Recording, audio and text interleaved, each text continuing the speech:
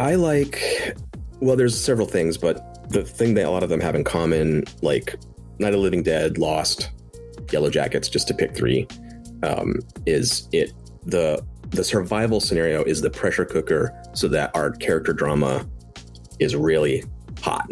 And like it exists, the zombies and and nature and the island exist primarily to create that.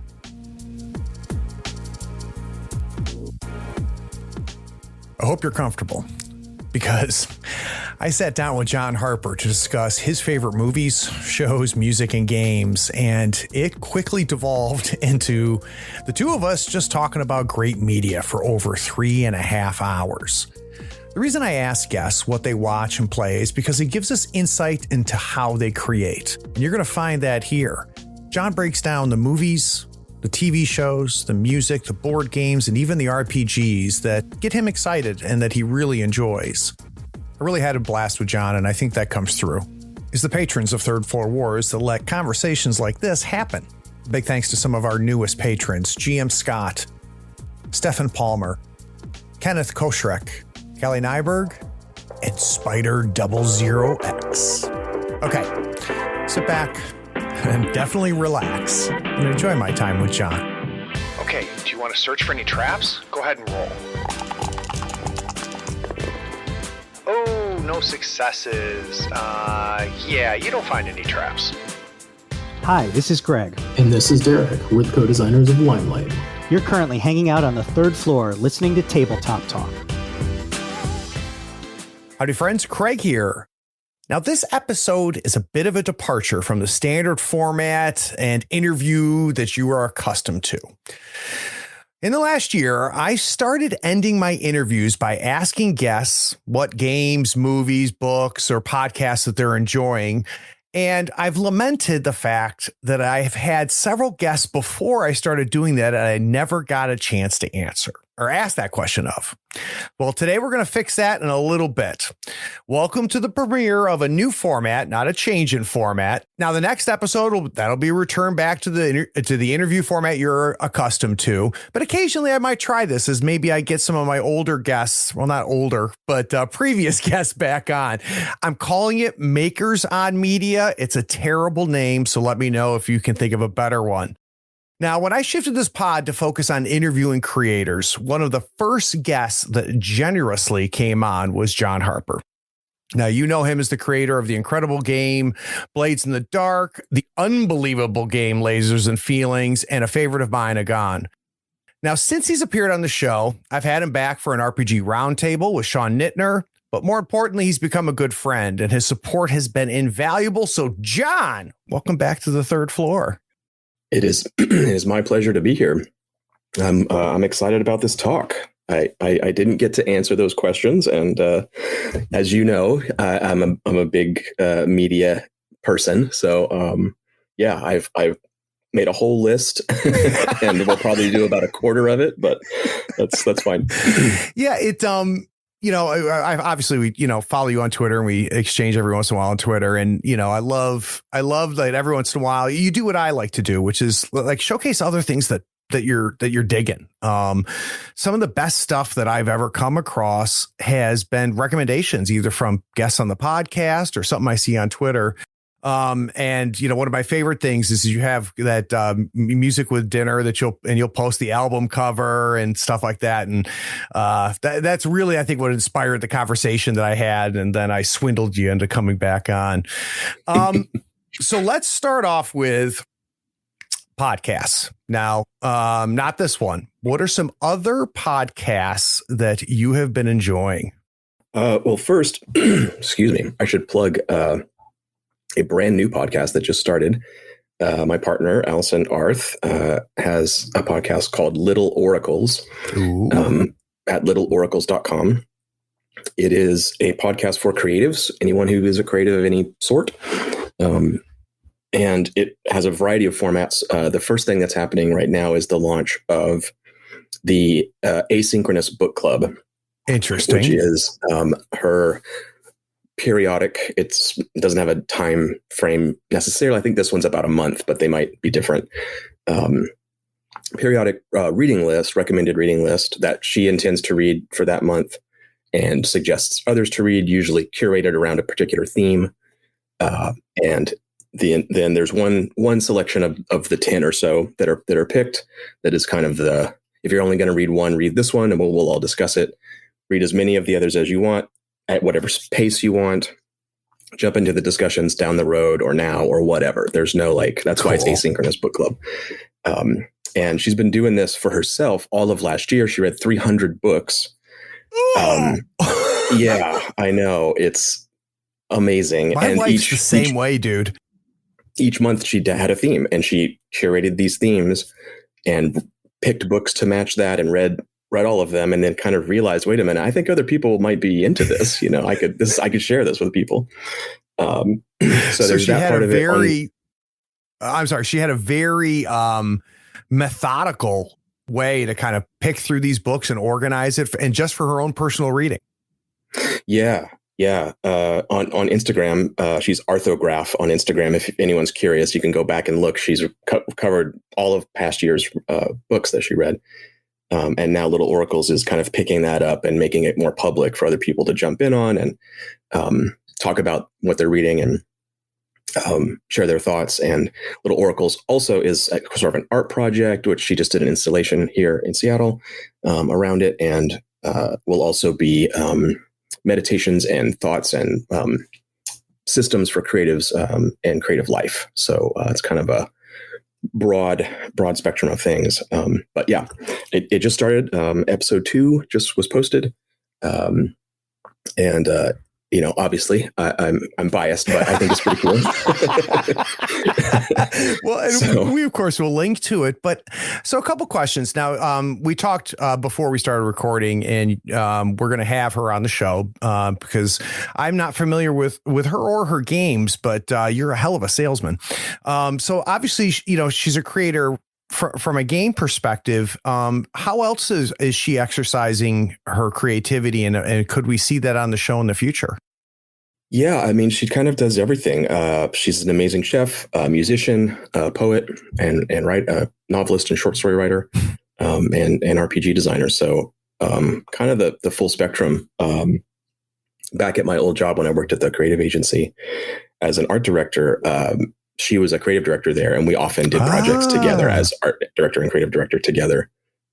So we have a lot of history together too, just working on projects. And I've helped out with layout for stuff for her games, and she's writing the Western Forged in the Dark game, Sparrow's Folly, which I'm doing all the layout and game design for. So yeah, that's hopefully coming out pretty soon. I don't know when this is going out, but it'll be after this comes out. That's at some point, but yeah, I think it'd be really cool to hear you guys talk. I think the two of you would have a lot to talk about. So that's a done deal. So we'll talk after we get done with this, and if I can just get connected with her, we'll book. I mean, I can't speak on her behalf. Like maybe she doesn't want to do it. Oh yeah, I mean, I'm gonna send her an email. She's gonna be like, "No, dude, like as soon as you get to 10,000 listeners, then we'll talk."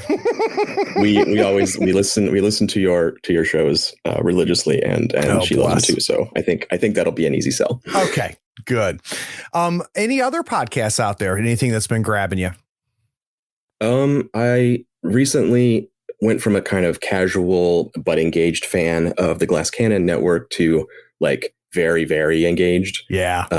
And mainly because they have been playing Blades in the Dark. Their series called Haunted City is just incredibly awesome. And I was like, you know what? I need to like get in there and like be a patron and like get on their Discord and like get more involved because I love their stuff so much. So now I have this big back catalog of all these different games. Because when, for some channels like yours and ones that I really love, you get in there and you sort of binge through everything and then you're like, now I got to wait for the next stuff. So it's always cool to find something that you love that has a really big back catalog of stuff. And I've been listening through their Call of Cthulhu series and Delta Green and some other stuff like that. And they're all just top notch, great programs. And they're just starting up I think might be patron only, but I can't remember. Pathfinder 2e game. Interesting. Blood of the Wild, which is going to be like in the realms of the Mammoth Lords and this like snowy stone knives kind of D&D, or Pathfinder in this case. And yeah, it sounds really cool. That just started. So yeah, and I listened to McElroy's Adventure Zone and my brother. What else is on my podcast list here? Thin Places Radio is awesome. Oh, so good. That's another new one that you tweeted about it, and I had hit play on episode 1 like a minute before that you tweeted about it. Oh, are you kidding me? You found it about the same time. Yeah. 2 minutes into that, John, I was like, holy shit. Like, this is incredible. And it just got better. Yeah. Thin Places Radio. It's very short. I sat down and just, listened to them all to catch up in one go. And, it's kind of like it has a Twilight Zone vibe. Yep. It has a X-Files-y vibe, ghost stories, if you're into that kind of thing, anybody listening, it's highly recommended. Very well produced. Yeah, and I booked both of them to come on the show, which I'm super excited about. And nice.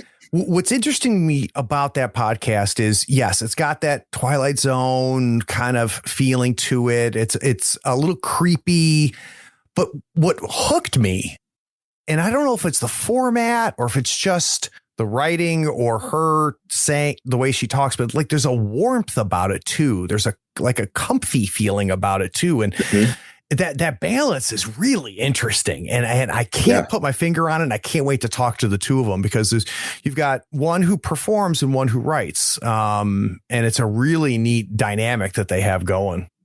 Yeah, you're totally right. It's almost like a NPR kind of vibe at first when you first play it. Very cozy, and then the content is like it starts to get really creepy. And but yeah, that's a great point. It's a fascinating combination. I don't think I've heard anything really quite like that before. And that's what I said to them when I started talking to them. I'm like, it's hard to find something I've never heard before, right? I mean, it doesn't have to be new for me to love it. It can be just well executed. It's different. So I'd be curious, John, like for podcasts specifically, we've talked about podcasts you love, but I'm sure, and we're not going to name them, but there's many podcasts you've listened to for 10 minutes, for 2 episodes and whatnot you've dropped. What's a difference maker for you? So when you think about podcasts that you've latched onto and podcasts that just didn't hook you, what tends to be the differentiator? That's a good question.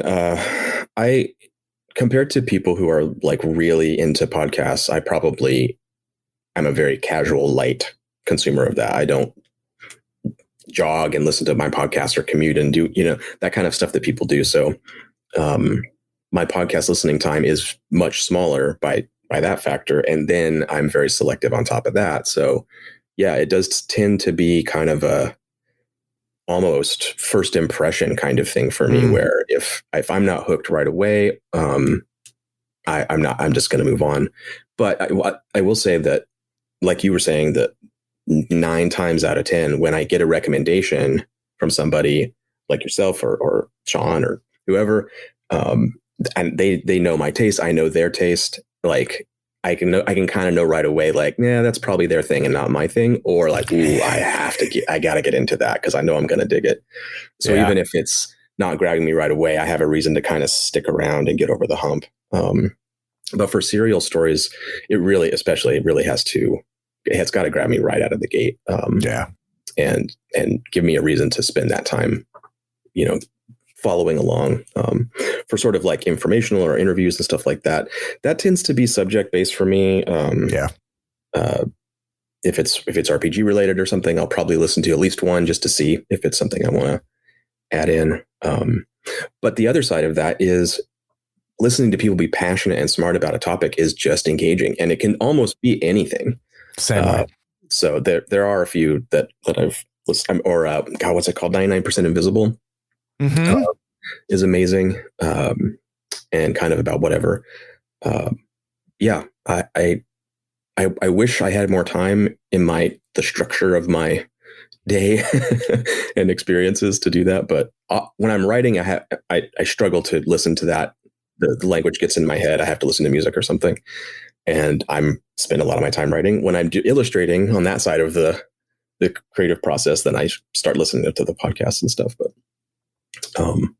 there was another one I wanted to mention, Off Book, which is the improvised musical podcast. Zach Reno and Jess McKenna. They're sort of orbiting the RPG space. Zach's been on some Glass Cannon shows playing RPGs and stuff. And they're on dropout.tv, my favorite media source. They make a bunch of awesome shows, entertainment of all kinds. Kind of, someone said it's like British panel shows, kind of, is their vibe, which is kind of that's exactly how I would describe it. Well, yeah. Yep. Yeah, I like that description. But they do, I think it's weekly now, or maybe every other week. They do improvised musicals. They're hilarious. It's a magic trick. It's just incredible to watch them do it. And they have a show on Dropout called Play It By Ear, where they do that on camera. So it's guaranteed good time. When I see the new Off Book pop up, I'm like, all right, I'm ready to laugh. This is going to be great. And yeah, they never disappoint. They're doing clever stuff. And full disclosure, I've only seen like the Instagram shorts, the TikToks of it, and like, what is it, Game Changer or Changing the Game or something like that. And some of it's because there's familiar faces that I know from RPG APs and, that I love, and hilarious, absolutely hilarious. And now I might have to go and subscribe to the damn thing and check it out, because to hear there's other good stuff. I can't tell you the number right now, but it's ridiculously cheap. It's crazy what they charge for a year. It's such a good value. All right. And they have Dimension 20 too, which I love Brennan Mulligan's style, and their game RPG shows they're usually pretty zany and funny. And all of the Dimension 20 stuff is there on Dropout. So I didn't know. That's a seller right there. Yeah. All right, so let's shift from podcasts, and I want to talk about movies. Before we jump into movies, and really, I think this is probably true of all the other categories we're going to talk about, but I think more so with movies. And there's a huge spectrum of the type of people that consume movies, right? So there's the casual movie watcher, there is the fan, like I just love movies. There's the critical eye, right? So they're into movies and how movies are made and the history of movies. Where do you fall when it comes to film? I would say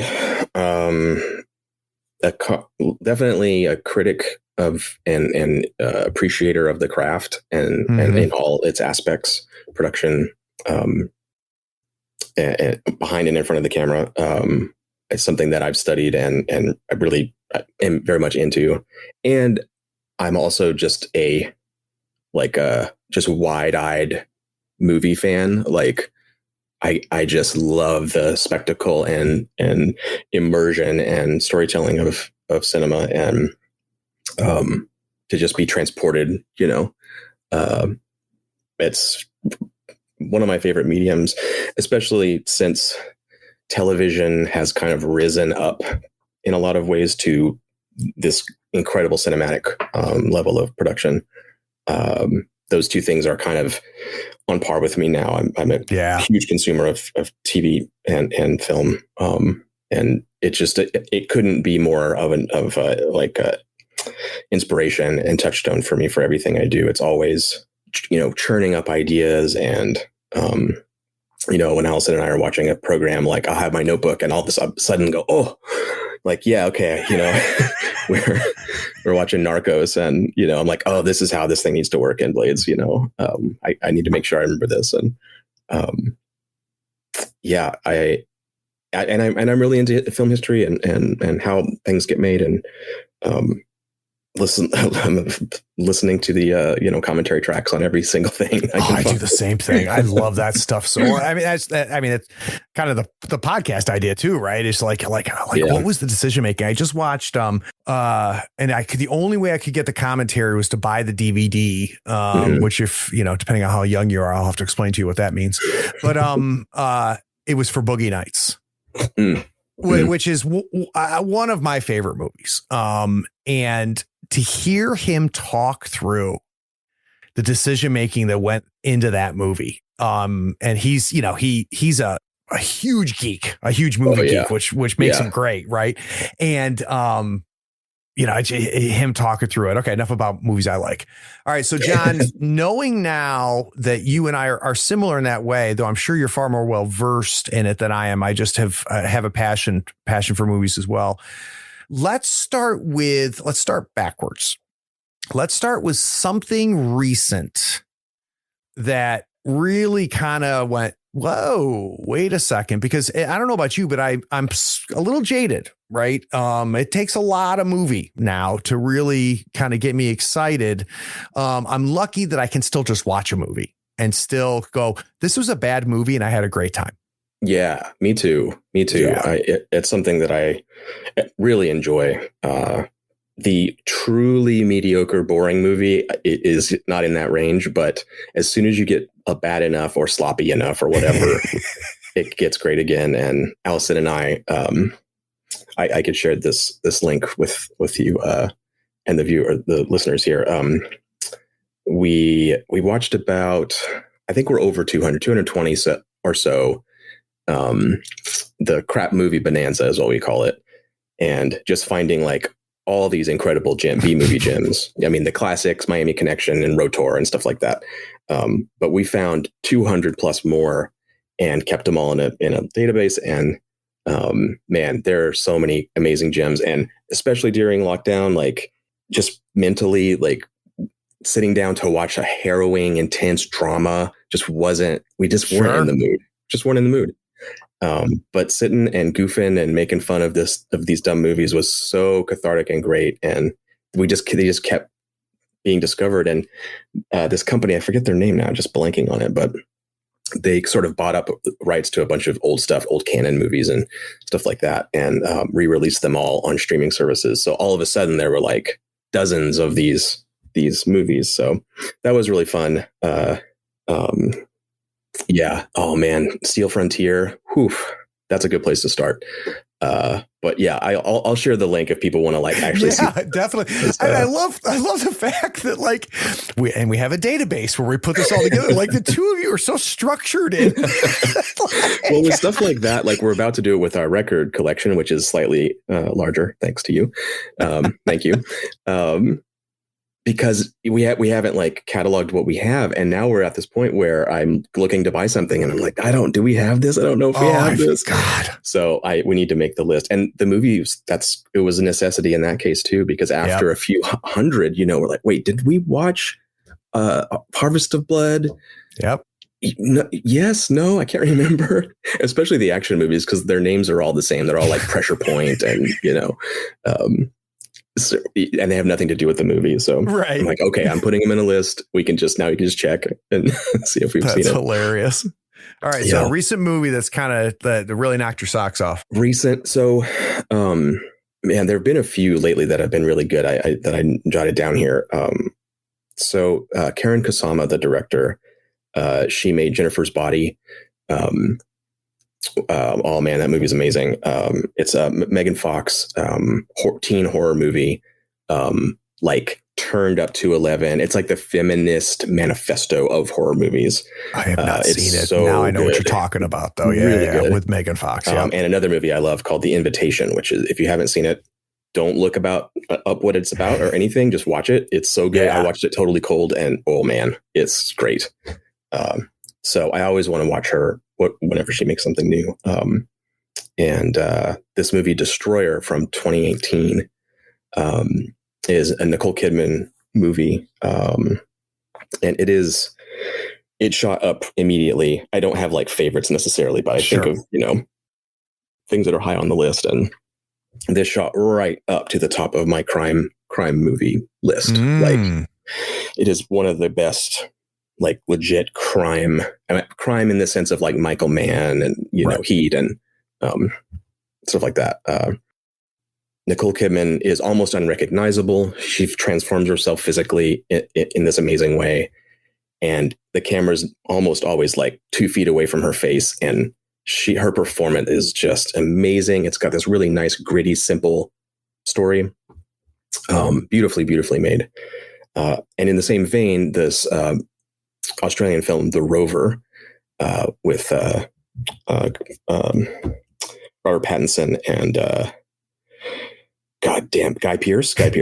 Oh, okay, yeah. Post-apocalyptic, I guess. They never really get into it. The world is just somewhat shittier than it is now. And again, it's just this. It's like a road movie. These two guys and trouble. They get in lots of trouble.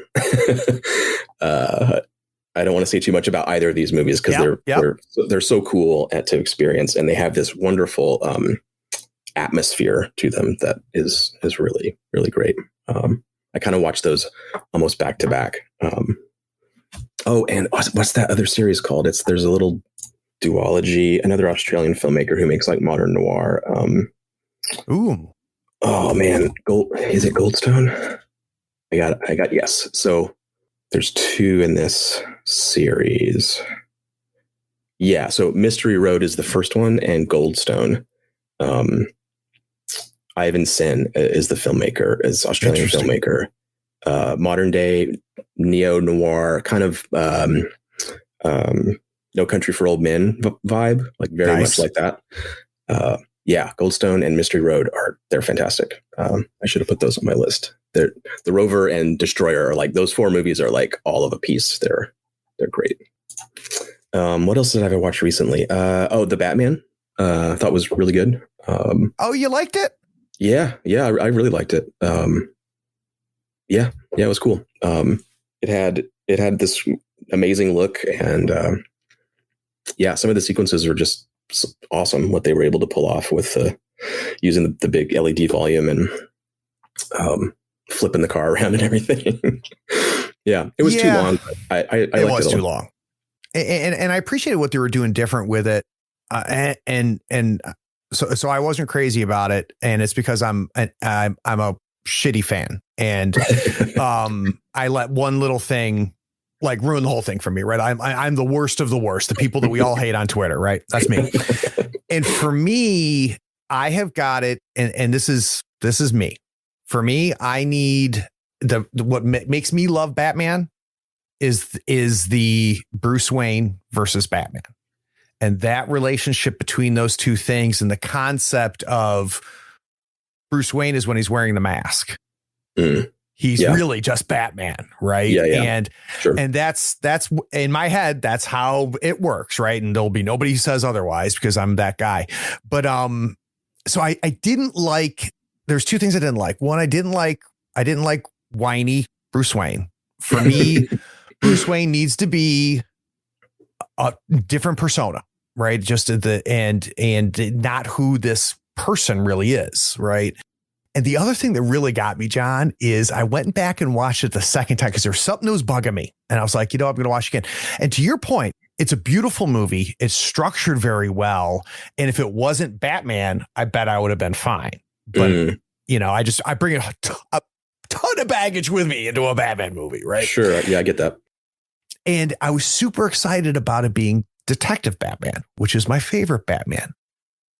But there's no Detective Batman in the movie. And I didn't catch this till the second time. It's all goddamn Alfred. Alfred turns out to be the only detective in the movie. And that kind of bummed me out a little bit, Yeah, I totally get that. I think I'm a huge Batman fan, to put that out there. The animated series, I think, is the greatest Batman thing ever made. Probably will ever be made. Yeah.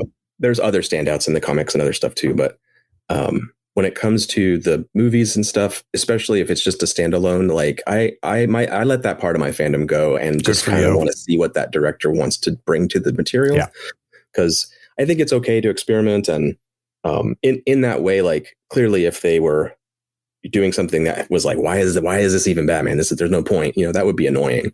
But no, it was still Batman. It was still Batman. And I think seeing Matt Reeves' kind of take on it was interesting. The fact that Bruce, he doesn't know how to be the laughing playboy persona, and he doesn't really care about detective work. He's just this driven, violent guy. I thought that was an interesting take on the character. And, but yeah, it's not like what's amazing about the animated series is that it takes the essence of all of those things and sort of does them perfectly. Yeah. And so it's like a love letter to what the character is, as opposed to an artist trying to do something with the character that's sort of fitting their vision, you know? And I got to say, now you're framing, you're such a jerk. Your framing is pretty good, John, because I had not thought about that, you know, because I also brought in, you know, Frank Miller Year One with me into that, which is an unfair thing to do. Yeah, that's amazing. It's I kind of had wished that maybe they had gone a little more in that direction, honestly. But your point's a good one, which is this is before Bruce Wayne, right? This is before he was a detective, and that framed in that way, then I could let go of my stuff. I had not thought about that it being a half second before where I think it was going to be, and I had that expectation, and that's what the impression I got. Like, he is new at it, and he's leaning on certain things to get it done, and making bad decisions. And if they do make another one, I think we might see a turn, which, you know, Zack Snyder tried to say that about Man of Steel, and I hated that movie, and oh my God, hated what they did to Superman. And he kind of tried to make that point too, that, well, no, he's not really Superman yet. We're seeing the birth of it. And like, that's fair. And that's fine. Like that's a perfectly good way to tell the story. I don't like Zack Snyder films in general, and that one in particular, I think is awful. But yeah, I liked it, and I'm curious to see if they do more in that vein, or if DC's still going to just keep like just throwing stuff at the wall. Who knows what's going to happen? They don't seem to care. And now you got my wheels turning, because you know what, we have seen the origin of Batman a million times. What we've never seen is the origin of Bruce Wayne. Yeah. And it'd be interesting if he does that, right, and shows him saying, "Hey, I've got to create this persona. That Bruce Wayne can't be who I am." That's it. Oh, look at you. You got my wheels turning. I think Gotham was kind of playing with that. I never really watched Gotham, but I had a hard time. So young on the show. Like, what are you going to do? Like, he can't be that for 20 more years or something. So I don't know. That seemed, I only watched it because Donald Logue was on it, who I love. So I watched the first couple episodes because he's fantastic. The promise of Gotham was better than Gotham. I like the idea of a police procedural in that world, and they couldn't stay away from the temptation, and they got pulled into it being a Batman superhero thing. And that was a shame. It reminds me of the comic, Gotham Central. Yes. Excellent. Excellent comic. But no, I'm thinking of the comic. So I did not care for Spawn. Didn't care for that at all. I've always thought McFarlane was an excellent artist and a horrific writer, and bad storyteller. But the spinoff from Spawn with the two detectives, and I'm mad at myself, I can't remember, with the heavyset detective and the thin detective. Oh, yeah. God, what was that called? I can't think of the name. And they've got oh shit! Now I'm gonna have to Google it. Give me 1 second. Spawn cops. It was Twitch, and hold on. Sam and Twitch. That was an excellent comic, partially because he didn't write it. And it had nothing to do with Spawn. Like, every once in a while you might see Spawn in the back or everything, but it was just, these are two cops in this world that's all effed up. And I was kind of hoping Gotham would be that, and it really wasn't. So let's go back to movies.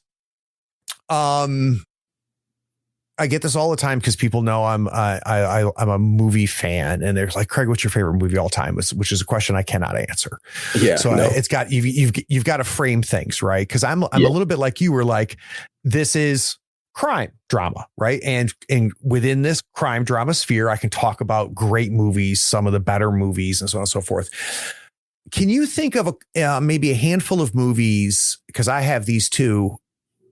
As soon as you find out someone has not seen this movie, you're like, I know we were going to go out tonight for dinner. I know we were going to go, do this. You are coming with me. We are sitting down in front of the television right now, and we are going to watch this movie because I cannot allow you to live any longer not seeing this. Is there any movies that kind of fall into that category? One, I used to have this movie on the tip of my tongue all the time because, especially in college and around that time, me and my friends, we were making short movies. We were going to all the festivals. Look at you.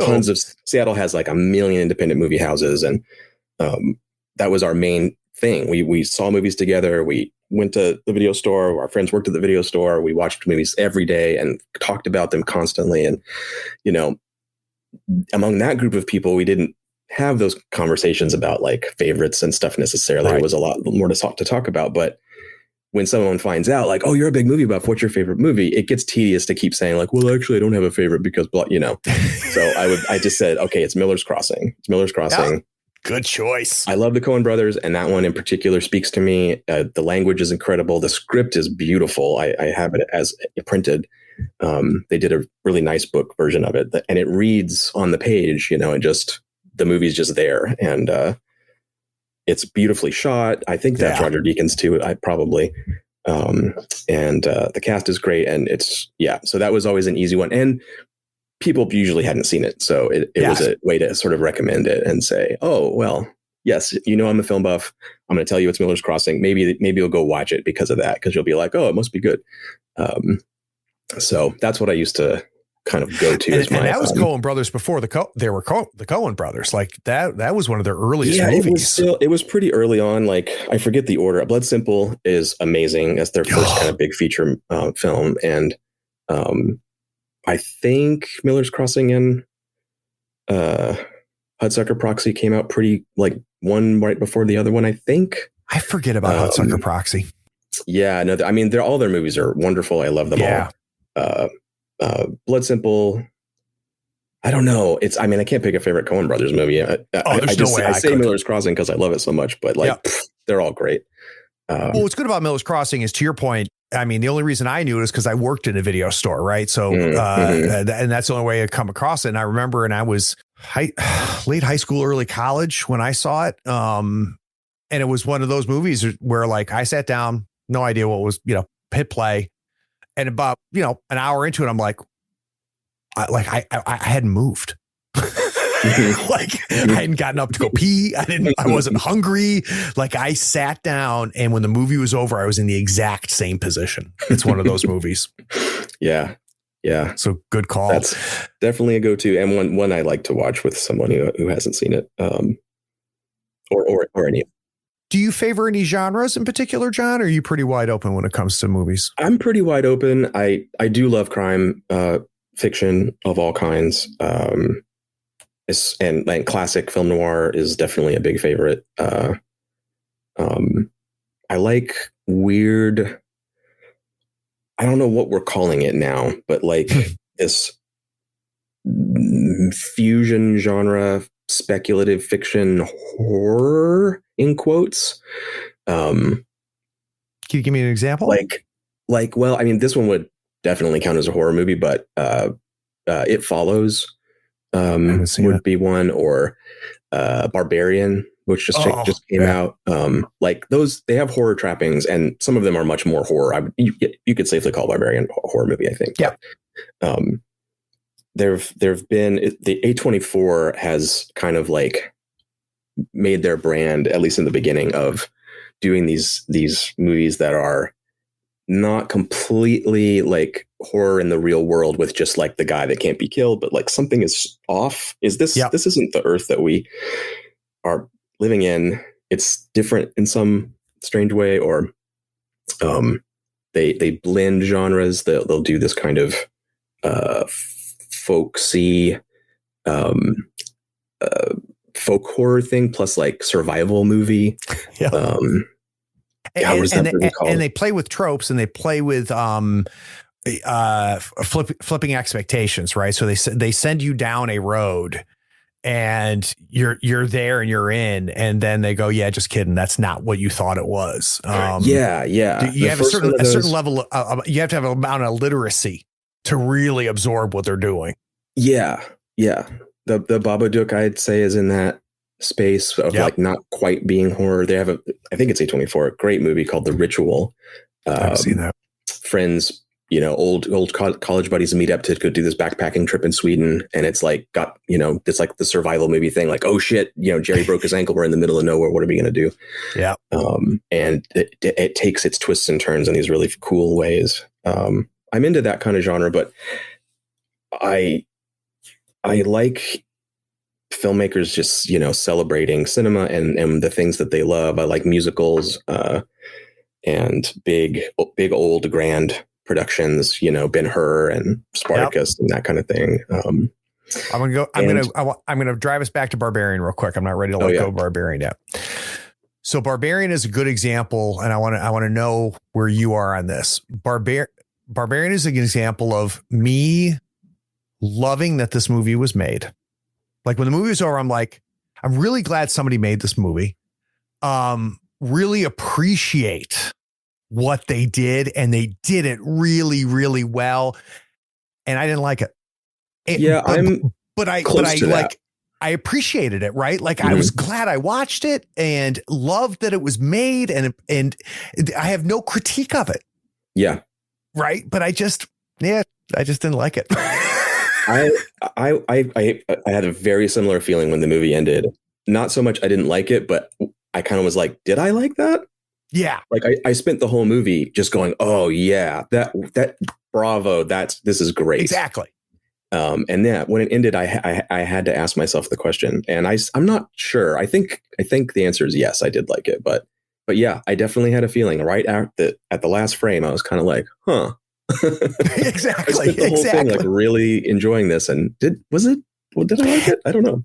And it wasn't a situation where I was unhappy with the ending, right? So it wasn't like we've had a million of those movies where they freaking bumble the third act or even the last 3 minutes.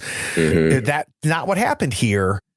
It was, I felt like this isn't the way I wanted it. Once I realized what was happening, right? Like, and John and I, just for those of you who are listening, we're being very careful about this because you need to walk into Barbarian having no idea what's going to happen. You have to watch it to really appreciate what happened.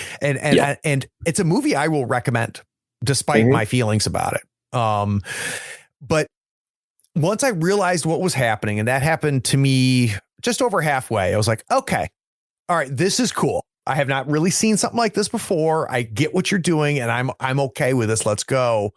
And maybe it was just like, I don't know, expectations. Once I thought that's not how I would have done. I don't know. I don't know what it was. You have to watch it. It's hard to explain. I definitely get that feeling. It can happen that the version of the movie that I would have liked to have made starts to appear in my mind before it's over. Right. And that can really like turn me against the movie, and I have to try to stop myself. Sometimes that's just how it is. The movie, they kind of bungled it, and I'm like, yeah, I was right. That would have been better. Other times it's just a different way of doing it that I can't like not think about. And there's definitely aspects to that movie like that. All right. So last thing go ahead. I pulled up my list here. I have another list. Keep a lot of lists. Is it in a database, John? Well, so the thing is, I'm not going to get into that. Another movie to include in the set when I was talking about Destroyer and Mystery Road and the Rover, there's an amazing movie called Blue Ruin. Highly, highly recommended. It's fantastic character study thriller. Beautifully made. Just like it feels like it's like 30 minutes long. Like it just it starts with a bang, and you're like, okay, and it just goes to the finish like bam. Oh man, it's so fun. And Fish Tank, movie that a lot of people haven't seen. No, really cool character study of this young woman in England. And it just like a camera follows her through her life day by day. And it is this portrait of a person that it's the type of person that movies aren't usually made about. And it's just so true and real. And it's not a drama because it's a drama. Right. It's not a comedy because it's comedy. It's just this, and it's not a documentary. It feels like it. It's this incredible just portrait. wonderfully made. It's very like lo-fi. They may have shot it on video or something, but really beautiful to look at. And yeah, Fish Tank, I like to recommend that because nobody's seen it. And then if we're rounding out film here, I'll say that I'm also fully on the other side of cinema, which is Fast and Furious, Mission Impossible. Love those. They're so fun. I see them. Yep. I see every single one. Anything like that. Yeah, we just saw Maverick recently. I'm going to watch it again. Man, Maverick's. I'll argue Maverick's actually a good movie. Like that's not just Maverick an unplugged movie. Fantastic. It's better than Top Gun. I'm a huge Top Gun fan, and like 60% of that is ironic a little bit. Like, yeah, Top Gun. It's funny. There's volleyball. It's great. But I do love Top Gun. But Maverick, yeah, I thought it was a really good. It definitely goes on the list of movies that have sequels that are really good, which is a very short list. And yeah, as a piece of filmmaking, I thought it was great. It pitched faster than I expected it to. I went into it going, it's going to pull on the nostalgia. It's going to really but I'm going to enjoy it, and stuff like that. And about 2/3 of the way through, I'm like, this is actually not a bad movie. This is actually a pretty well put together movie. And I'm beginning to struggle with Tom Cruise, because of baggage, right? I'm having a hard time just letting Tom Cruise be Tom Cruise anymore, which is not the way to do it. All right. Before we leave movies now, what is your unpopular take? So is there a movie that people go on and on about, one of the greatest movies of all time, that either you don't get or you don't agree with? That's an interesting question. Yeah, I mean, it definitely happens, especially with the Oscars. I pretty much never agree with them. They're awful. Oh, well, yeah, I mean, I don't know if this is that controversial, actually, but I fucking hate Forrest Gump. Oh, really? That's interesting. Yeah, that movie sucks. Where's the gap, right? Because for some people, that's their favorite movie of all time. Yeah. What's the gap between them and you? I mean, I think and I don't have a problem with Zemeckis. Like, I love Back to the Future movies. Yep. They're awesome. And part of the reason they're awesome is because they're so sentimental and nostalgic. Yeah. And Forrest Gump is too, but it does it in a way to me that is so saccharine and easy. It has a troubling kind of general attitude and message about people with disabilities. And it doesn't, I don't think it necessarily lands in a place that is horrible, but it's not good. And all of the ridiculous nonsense with the bad, placing him in historical situations and things. And I don't know, that movie. Oof. I love Robin Wright. She's awesome in it. Oh God, I love her too. She's good in everything. Her. And that performance is 10 out of 10. But yeah, it's one of those things when people are like, "Oh, I love Forrest Gump." I'm just like, I'm not going to say anything. I'm not going to say anything. Sinise is good in it too. Yeah. Yep. Sinise does a good job in it too. I've never loved it as much as everybody else had, for similar reasons. It's grown over the years. I didn't like it when I saw it, and over the years, I guess it is one of those things that people often cite it as like, oh, it's like the greatest movie, and I've gotten grumpier about it, I guess. Well, I can tell you this, John. It's a movie I've never gone out of my way to watch. Yeah. Right. Like I would never sit down and flip through and go, oh, there's Forrest Gump. Never would happen. I've seen it maybe twice and no desire to see it again. So something that's been very interesting, and you hinted at it, John, and I've got some friends that are, writers in Hollywood, and the talent shift from movies to TV is incredible. And it kind of happened before we realized it happened. I remember a buddy of mine saying, watch out, because everybody's moving to TV right now, and it's going to be unbelievable. And it's proven true. I think it starts with, like, you start talking about The Sopranos just taking over Yep. the consciousness of the world, not only just this country. And then from there, it just exploded. Yeah. So let's Deadwood talk about, yeah. So let's talk episodic TV. What are some shows that just you could not stop watching? I'll speak briefly about the past. Probably maybe we've even talked about this before, but The Wire for sure. Is very important piece of work in general. I think it's the great American novel in a way. Yep. To me as a creator, it's been a huge influence in many, many ways. The other like beginning phase of that stuff, so The Sopranos and Deadwood, especially. So good. Stuff like Pushing Daisies and good call. There's just a bunch. What was it? 6 Feet Under, the one with 6 Feet Under. Incredible. The funeral home. Yep. Mm-hmm. I really enjoyed Sex and the City. I thought it was a really interesting, like almost fantasy world, New York fantasy world that they constructed in that. And I love that they got permission to create a lead protagonist played by a woman who is an idiot jerk. And that's okay. Like it's pretty uncommon. Yeah. And, good point. I love that they did that. It's a great part of the show, but I was into all of those, and then Breaking Bad, huge standout for me. The X-Files when it was good. There's so many. I'll go to my list here because I know I'm forgetting something important. Nope. Counterpart. Is not that the too one? old. Probably 2016. I forget. 2017. Is that the one with the Mirror World? Is J.K. Simmons? Oh my God, dude. Loved that show. Go ahead, please.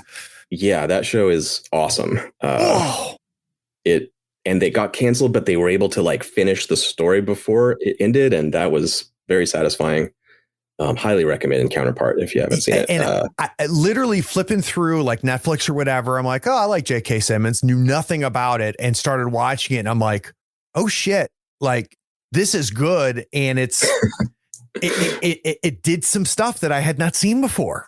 And he is freaking amazing. God, he's one of the greatest actors. And I'm not going to spoil anything about it, but go watch it. His performance is amazing, and everyone on the show is really good. Olivia Williams is in it; she's great. What were we watching at the same time around? Oh, well, Peaky Blinders, of course. Good. Yep, it's huge good. Influence on me. Love Peaky Blinders. Cillian Murphy's incredible. Everyone on the show is great. Bodyguard, the British show Bodyguard with Keely Hawes. Very that good. Surprised me because you have to get through the first episode and a half to realize that it's not. I thought it was going to be a super samey, right? It comes off like all right, I've seen this how many times now, and about episode 2-ish, you go, oh, okay, wait a minute, this is not the same thing I've always seen. So good call. They've got something to say. That's always good. Yep. Glow was fantastic. Have not seen Glow. It's a Netflix show. It's Mark Maron and Alison Brie. It's about the real life gorgeous ladies of wrestling, the wrestling show that was on in the 80s. Oh, nice. Hilarious comedy, dramedy kind of thing. Really well done. Sadly, just canceled by Netflix with no final season, but still great. When has that ever happened? Yeah, exactly. We love Narcos. That's a great series, and there's a spinoff that's Narcos also great. Mexico. Yeah, I got to tell you, Narcos, another one that blew me away. And it was so funny for me, John, with Narcos. I don't know if this happened to you. It's just like, and now we're going to make Narcos Mexico. And I'm like, shit, you had such a good show and you couldn't let it go. You're going to do this. And, it came out. And I didn't watch it and stuff. And then one day I was like, screw it. I mean, just watch the first episode. This could be better than the original Narcos. Yeah, it's amazing. I don't know how they did it. And everybody's just like, God, have you seen Andor? No, I'm like, actually, I saw the original, which is Narcos Mexico, where he is like, that's the first time I'd ever seen him as an actor. And he is unbelievable, an unbelievable villain in Narcos Mexico. Yeah, he's always great. I've always loved him. Yeah, phenomenal actor. Dead to Me, another comedy thriller kind of. It's like a suburban housewife scenario, and a death occurs that starts snowballing. It's Breaking Bad. It feels a lot like Breaking Bad, where this initial bad decision just gets away from you, and which is awesome. It's so good. The third season just came out. We haven't watched it yet, but it's Christina Applegate. She's great. God bless her. Her second act has been so good. Yeah. Dead to Me and Guilt, the British production. I think it's Scottish, maybe. Short season. I think they're doing another one. I'm not sure why or what it's going to be about, but it is Coen Brothers-esque. It all happens in like these two houses basically facing each other on the street, and a fiasco style character does a really stupid thing, and it all revolves around these two square blocks and dumb people making bad decisions. It's great. It's really every episode is just the right length. It has the perfect little button on the end. You're like, play the next one. Speaking of British shows, this is one that surprised me. I'll be curious if you saw this, and you have to understand that both my wife and I have the fake list, right? The list of people that I would let you sleep with, which is a bunch of bullshit, right? But the top of my wife's list is David Tennant. And one thing that my wife and I get a kick out of is like her and I agree with each other's lists. I'm like, yeah, David Tennant's pretty hot. Right? Yeah. Like, I get it, honey. Yep. I get it. But did you see Broadchurch? Yes, I did see Broadchurch. And what did you Olivia think? Colman, I love. Yes. I try to see her. God, I love her. Everything she makes. The Favorite, the film by I'm blanking on his name. He made The Lobster and Dogtooth, and The Favorite was great. I watched Broadchurch. I loved the cast and their performances. The story, as it got into the final phases, I really did not like at all. Yeah, they bungled it. Yeah, but they're both wonderful in that show. They chewed up the whole thing, right? The two of them together, and that was one of my first real exposures to her. And then I turned around and saw her in The Crown, and I'm like, oh my God. Oh my God. Talk about someone who just, an incredible actress. She's amazing. Oh, have you seen Marcella? Speaking of British shows, it's Anna Friel from Pushing Daisies. She's like she's an investigator, and she's messed up. Shit is rough in her life, and she obsessively grabs onto this case that she should not be working on. And interesting. Things go sideways, and man, it's wonderful. Marcella, so good. God, there's just so many things. There are. Any other recent ones, John, that really? Strange New Worlds, I love. I thought it was excellent too. Huge Star Trek fan, especially the original series. And man, I think they're just doing it perfectly. It's very satisfying as a purist to some degree, and also very satisfying, I think, for just walking into it cold and never having watched Star Trek at all. Like, it totally works. A strong cast, good writing, great cast. Yeah, love letter. Yep. The look of it is really great. The way that they're treating it with so much respect, and also making it cool and not trying to be a throwback necessarily. And I love it. I do too. Speaking of Star Trek, I'm going to say my opinion first. I love the cast of Discovery. I love the actors. And I love the crew. I love the dynamic in the crew, and they need to find some good writers. Yeah, I did not enjoy Discovery. The cast is amazing. Yep. And the characters are cool too. Almost all of them. But yeah, the scripts just did not work. I mean, stories and dialogue often for me, I just did not, couldn't, no. But I want those characters and cast to do something that I could appreciate. It found its fan base, so that's great. Like people who love Discovery, I got no problem with that at all. But it wasn't for me, and I'm glad that Strange New Worlds is, because I like having some Star Trek, new Star Trek. Yep. But Picard as well didn't hook me. So I'm in the middle. I think I'm super lukewarm with Picard. I don't hate it like the people that hate it, but I see why they hate it. And I definitely don't love it the way that the fans do. And I'm not optimistic about this new season. Yes, I love the idea of having all of them back together again. Yeah. And if they pull it off, it'll be a big deal. But I'm not optimistic. It would be great if they do. Yeah.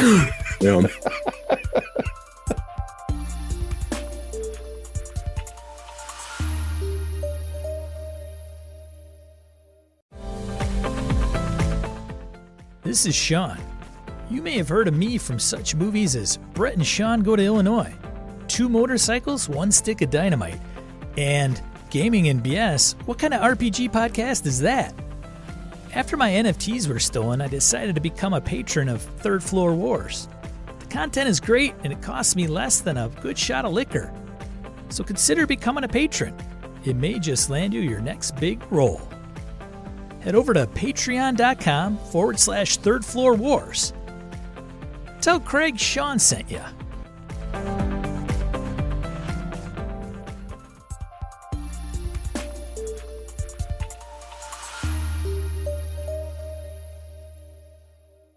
All right, let me hit you with a few more. Please. Yellowjackets. It's set in the 80s, I believe, or 90s. I can't remember now. A plane full of high school students going to nationals. Plane goes down in the wilderness. They have to survive. And it's that's what it is. It's a survival show. And what do you like about that theme, John? What draws you to? Because this is not the first survival you've brought up. There's several things, but the thing that a lot of them have in common, like Night of the Living Dead, Lost, Yellowjackets, just to pick 3, is the survival scenario is the pressure cooker, so that our character drama is really hot, and it exists. The zombies and and nature and the island exist primarily to create that environment where we do have to have it out about this thing that we wouldn't say, or we are making bad decisions and saying things we regret because we're under so much pressure. All of that kind of character work that you can do there. And in role playing, that's something I really like to do in general, is have a situation baked into the game or into the adventure or whatever, that's creating that kind of pressure, that's driving drama, but also driving the action. Right. Doesn't get stale. You're not just sitting around chatting. You can't do nothing. You're gonna have to do something. Exactly. You have to keep swimming like a shark. Yeah. And then sometimes the stuff like Lost just loses its way, so to speak, because it starts to care about the minutia of the conspiracy and stuff like that, and that can be cool if it's done well. But in season 1, when it's just that to throw these characters together and watch the sparks fly, and then get these delicious flashbacks that add all this context to what's happening, and wonderful stuff. And Yellowjackets is very much in that vein, including flashbacks and some other stuff structurally that will be fun for you to discover. So I won't talk more about it. Yeah, I'm going to have to check that out. I like that idea. The way the show is structured is very cool and unusual. So yeah, Yellowjackets is great. For All Mankind, totally loving that. The Ron Moore's new series, it's about the moon race In the 60s, the very first thing that happens in the trailer and in the first episode is the moon landing. And so it's after the landing. That's interesting. It's the day of the landing is the first moment of the show, and it's Neil Armstrong, Gus Grissom are characters on the show, and it uses all real historical stuff. But when they pull back from the shot of the landing, it's the Soviet flag. Oh, so that's the only change at the beginning of episode 1. That's the only thing that's different from our history is that moment. The Russians beat us. And then the rest of the show, that's 3 seasons now, I think they've moved very far forward in time from there. The show takes big swings and their timeline diverges from ours. And that exploration of how things are changing in the world because of that. And also the love letter again to the space program and those initial explorers. And they treat those characters with so much respect. And it's a great drama. It's got a great cast. And that kind of speculative fiction thing is something I don't usually gravitate towards, or not speculative, or alternate history is what I mean. Yeah. But man, it's done so well. And I love Ron Moore in general as a creator. Battlestar Galactica is great. And his work on Next Generation, of course, is also great. And he really knows what he's doing with the sci-fi stuff. And For All Mankind, highly recommended. Super good. Did you watch, oh God, it was a great book. Man from the White Castle. What is it? Man in the High Castle. Yeah. Man in the High Castle. Yeah. Yeah. Did you watch that? I watched the first season, I want to say. Yeah, probably the first season. The production and the actors didn't work for me. They didn't engage me. The story is pretty interesting, I think. Philip Dick, I think, pretty sure. Yep. It's got some really cool stuff in it, but it didn't grab me. It's something that should never have been adapted, right? Because Dick does a good job of that alternate history, which is a hard thing to pull off. Mm-hmm. And you have to read it. And I felt bad. I felt the same way about Foundation. I heard to stay away. I didn't start it. Well, I'm going to tell you not to stay away. And I'm going to contradict everything I said about Batman. Forget the book. I think it's a good show. Oh, okay, cool. And I wish they hadn't, said it was going to be Asimov's Foundation, because yes, that's a bit of the setting, but they're doing some interesting things with it. It's far more, and you have to, right? The Foundation is an epic tale that spans like literally generations upon generations. And they're doing a job of saying, there's interesting stories, microcosm in here. And I thought they were doing a good job with it, but bringing a shit ton of baggage in there when you say it's Asimov's Foundation. So sure. I think it was well done. I think it's worth watching.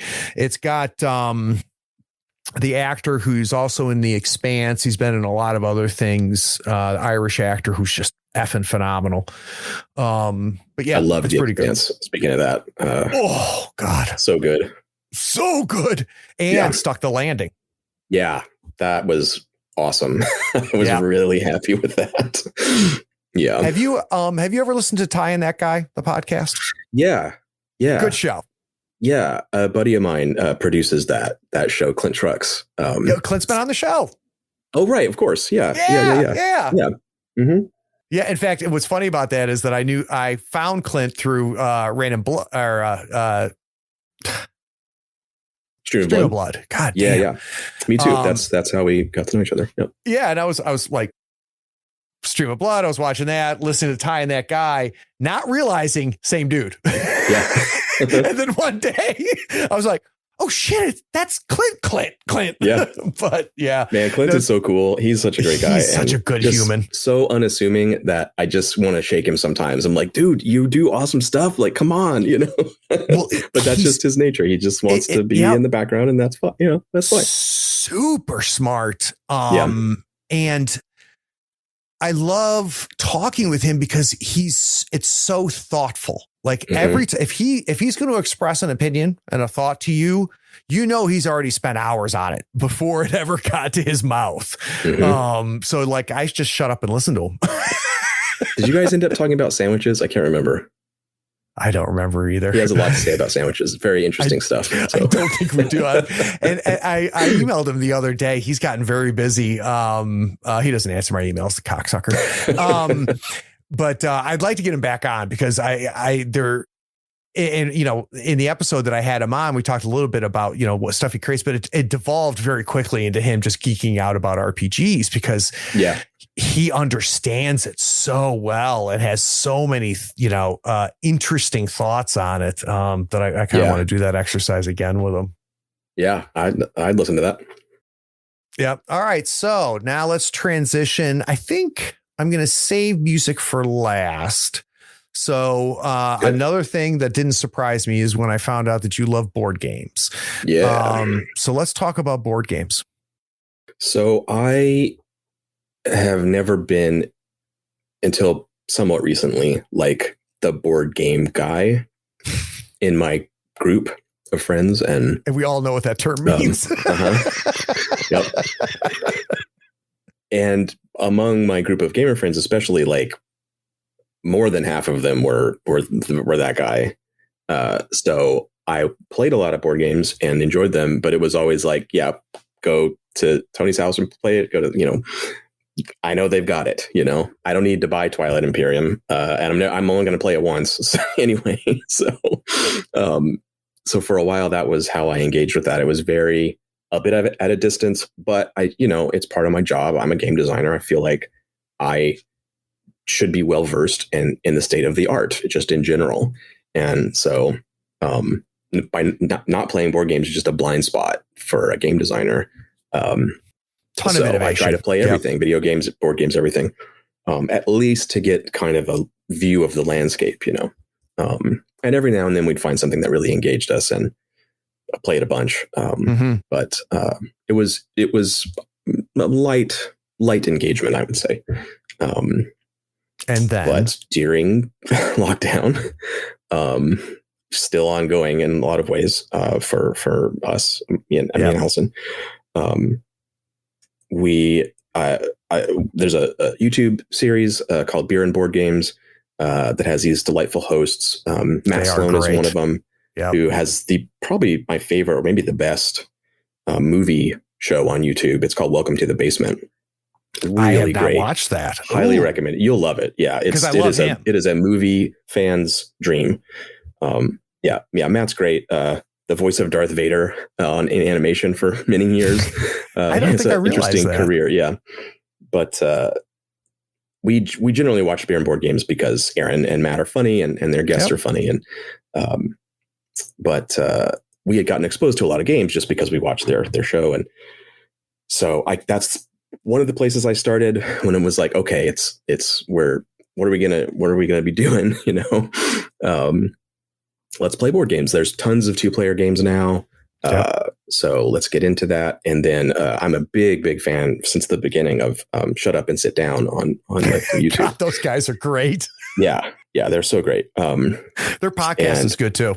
Yeah, that's on my list too. Yeah, Quinn's, Matt, Paul, all those guys. And they're big fans of Blades in the Dark, and they've done a lot of great promotional work on my behalf. And so I try to give them shout outs whenever I can. And so but they deserve it. That's not just being reciprocal. They're putting out good shit. They're probably the best board game show on YouTube, especially for reviews and stuff like that. And No Rules Barred. Also, I watch them. They're also in the UK. They do playthroughs, which are really fun. So we were like, okay, let's get into the 2-player game stuff. Let's try it out and dip our toe in and see what we think. And we started with Arkham Horror, the card game, and loved it, and played the whole campaign and was like, oh man, this was great. Like, what are we going to do now? What did you like about it? I think it's that light gloss of an RPG to it. It feels kind of like you're playing an RPG, but without the sort of creative component. You're sort of like following the breadcrumbs, but it was really nail biting. Like a lot of it was like, ooh, I don't know if this is not going to work out, and just barely scraping through a lot of the scenarios. Yeah. And it was the size, it maybe was a little long, but the size was manageable. Mm-hmm. We got through it and actually decided to, let's actually finish it. Strangely, we didn't really stick in that genre of board game. We enjoyed it, but we didn't like, we meant to play the Lord of the Rings one and like do more of that, but we immediately like shifted gears because here in town, Prospero Hall is here. They're Funko games, I guess. They're kind of a combined thing now. And I had kind of gotten to know some of those people online, and we actually had plans to like do a meetup and design hangout like 2 weeks before the lockdown started. And so they were like, hey, do you want to try out some of our games? And the first one was Jaws. They do a lot of tie-in like property stuff, which is always bad, right? Like those games are always crappy. But not Prospero Hall. They are very good at like finding the essence of what that property is and turning it into something gameable and iconic. Nice. Jaws is amazing. It's the island on one side of the board at the beginning. Brody and Quinn and what's his name? Peter drives this character. You run around, you have collect supplies, you can spot the shark. The shark has hidden movement. The shark player has hidden movement. They try to eat as many swimmers as they can. And you try to put barrels on him, put all 3 barrels on him. And then once he's eaten all the swimmers, or you put the barrels on him, whichever one happens first, you flip the board over and it's the orca, and you put out the orca as these like cardboard pieces, and the Jaws player, hidden movement again, attacks different sectors, and you can defend it. Cool. They get damaged. You flip them over. The orca gradually sinks into the water. It's perfect. It's exactly what you want the Jaws board game to be. And it plays quickly. It's very hard for the humans to win phase 1, and it's pretty tough for Jaws to win phase 2, or Bruce, I should say. But you can kind of pull it out maybe. So it's a nice kind of like nice tension. And then we play Back to the Future, which is incredible. You go back to 1955 and you have to, the DeLorean's broken. You got to get all the parts. There's a little DeLorean mini that comes with the game. You got to get the parts assembled. You need the characters, in the right place with the DeLorean to fix it. Then it's got to be at where the lightning strikes the wire at the exact time, whatever, I forget what it is now, 11 something, I think. And those are the turns of the game. There's a turn tracker. It's getting closer and closer to that time. So you can't win early. If you get all the parts together. Oh, right. You got to get the lightning. Biff can interfere. He has AI movement. He can take stuff. He can do stuff. But on top of this, George and Lorraine are moving around the board, and you need to get them together because you have the Polaroid of the family, and it's the family members disappearing out of the picture if they're not falling in love. Interesting. So you have character abilities, because anybody can go back. It can just be Marty and Einstein the dog. It can be Doc and Einstein. It can be various characters. So, and they have different abilities. So yeah, that one's wonderful. Top Gun is really good. What? I can't believe this. Top Gun. Like you say the name, and I'm like, this is going to be a terrible game. Then you describe it to me, and you're like, oh shit, that sounds pretty good. Top Gun is a very respectable one-on-one dogfighting game. Hex based with standees for altitude. It cares about energy states. Like you want to be higher than your opponent. It's simple enough for a casual board gamer to play, but it is surprise. I was really shocked at how much depth there is to the dogfighting.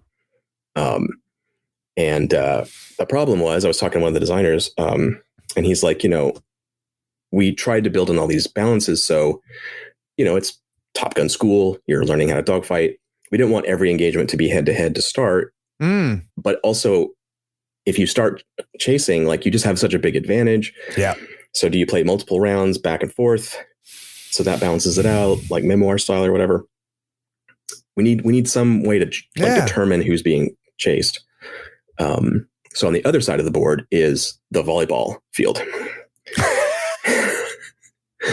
And you start out by playing a round of volleyball, and the winner of the volleyball game is the chaser in the dogfight. Oh, that's pretty cool. Okay. That's a nice little solution. And still, definitely catching. Yeah, because there's two things. There's the volleyball and the dog fighting. There's two things. It's all like retro wave graphic design, and it's very nice, nostalgic and fun. And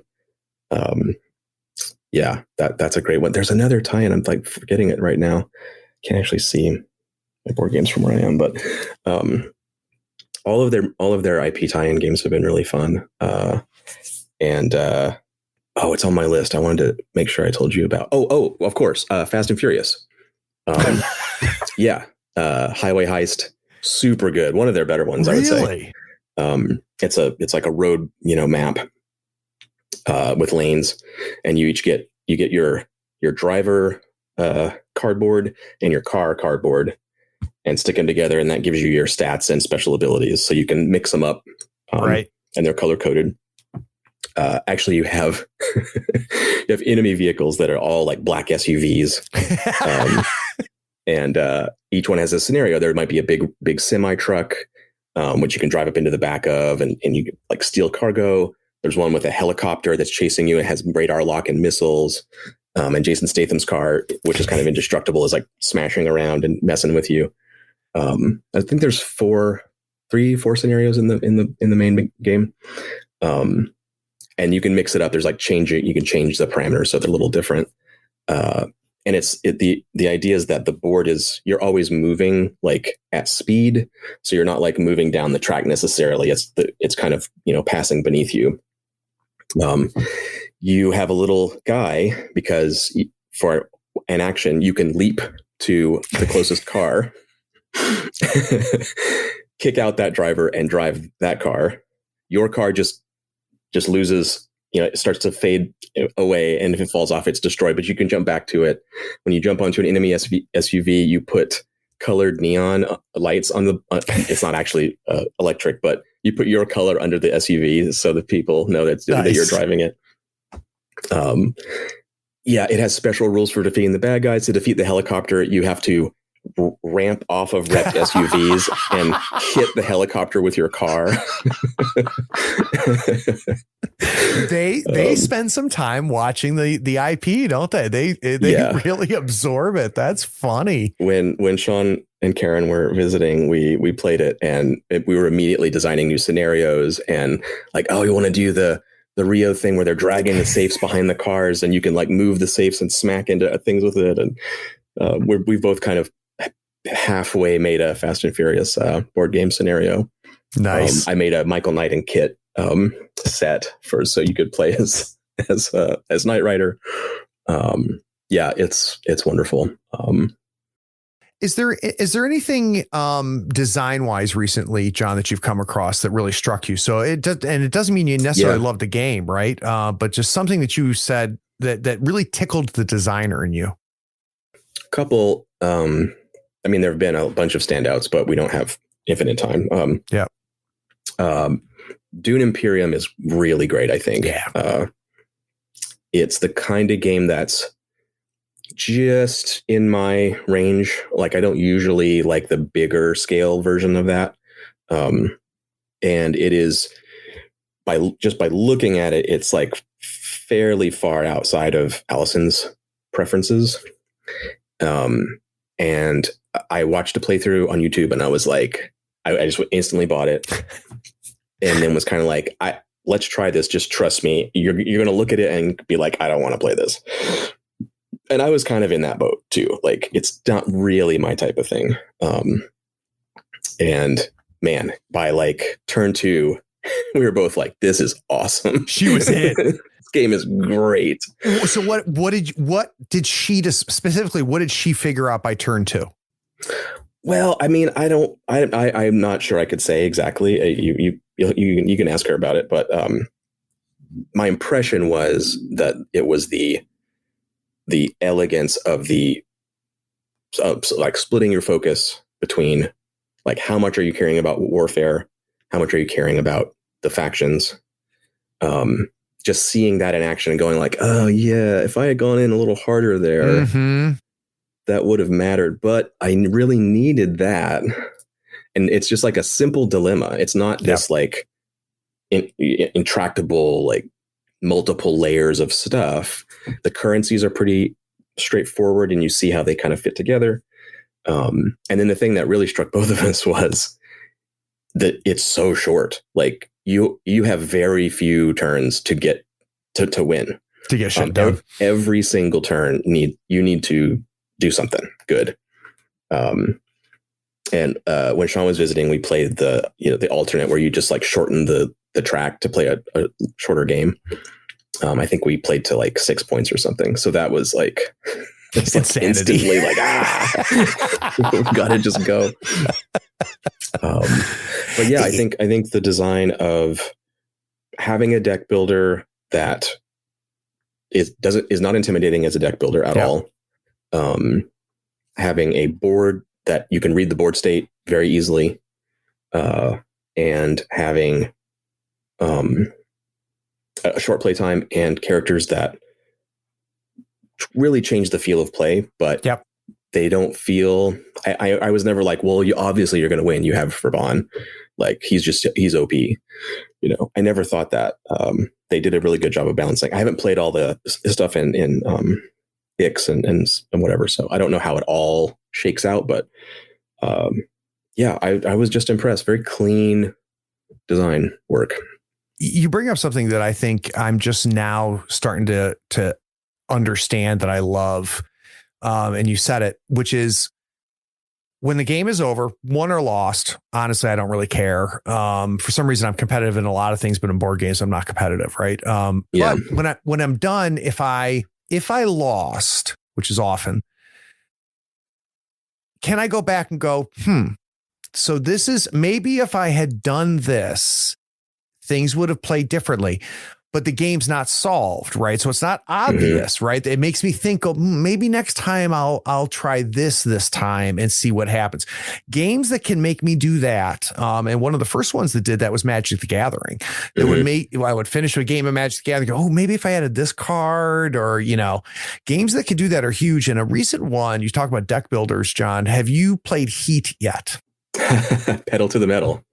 Yeah. The racing game. That is literally the next thing on my list to talk to you about. Oh, okay. Let's talk about Heat. Yeah. What a cool design. Oh man. My God. I have a game that it has had many incarnations and never like a true final one. It's called Danger Patrol. And it's kind of a throwback Flash Gordon-y Buck Rogers kind of thing. Nice. But its central mechanic is danger. You're sort of collecting danger as you do stuff, and it can help you succeed. Actually, the stress dice in Alien are almost exact same as the danger dice in Danger Patrol.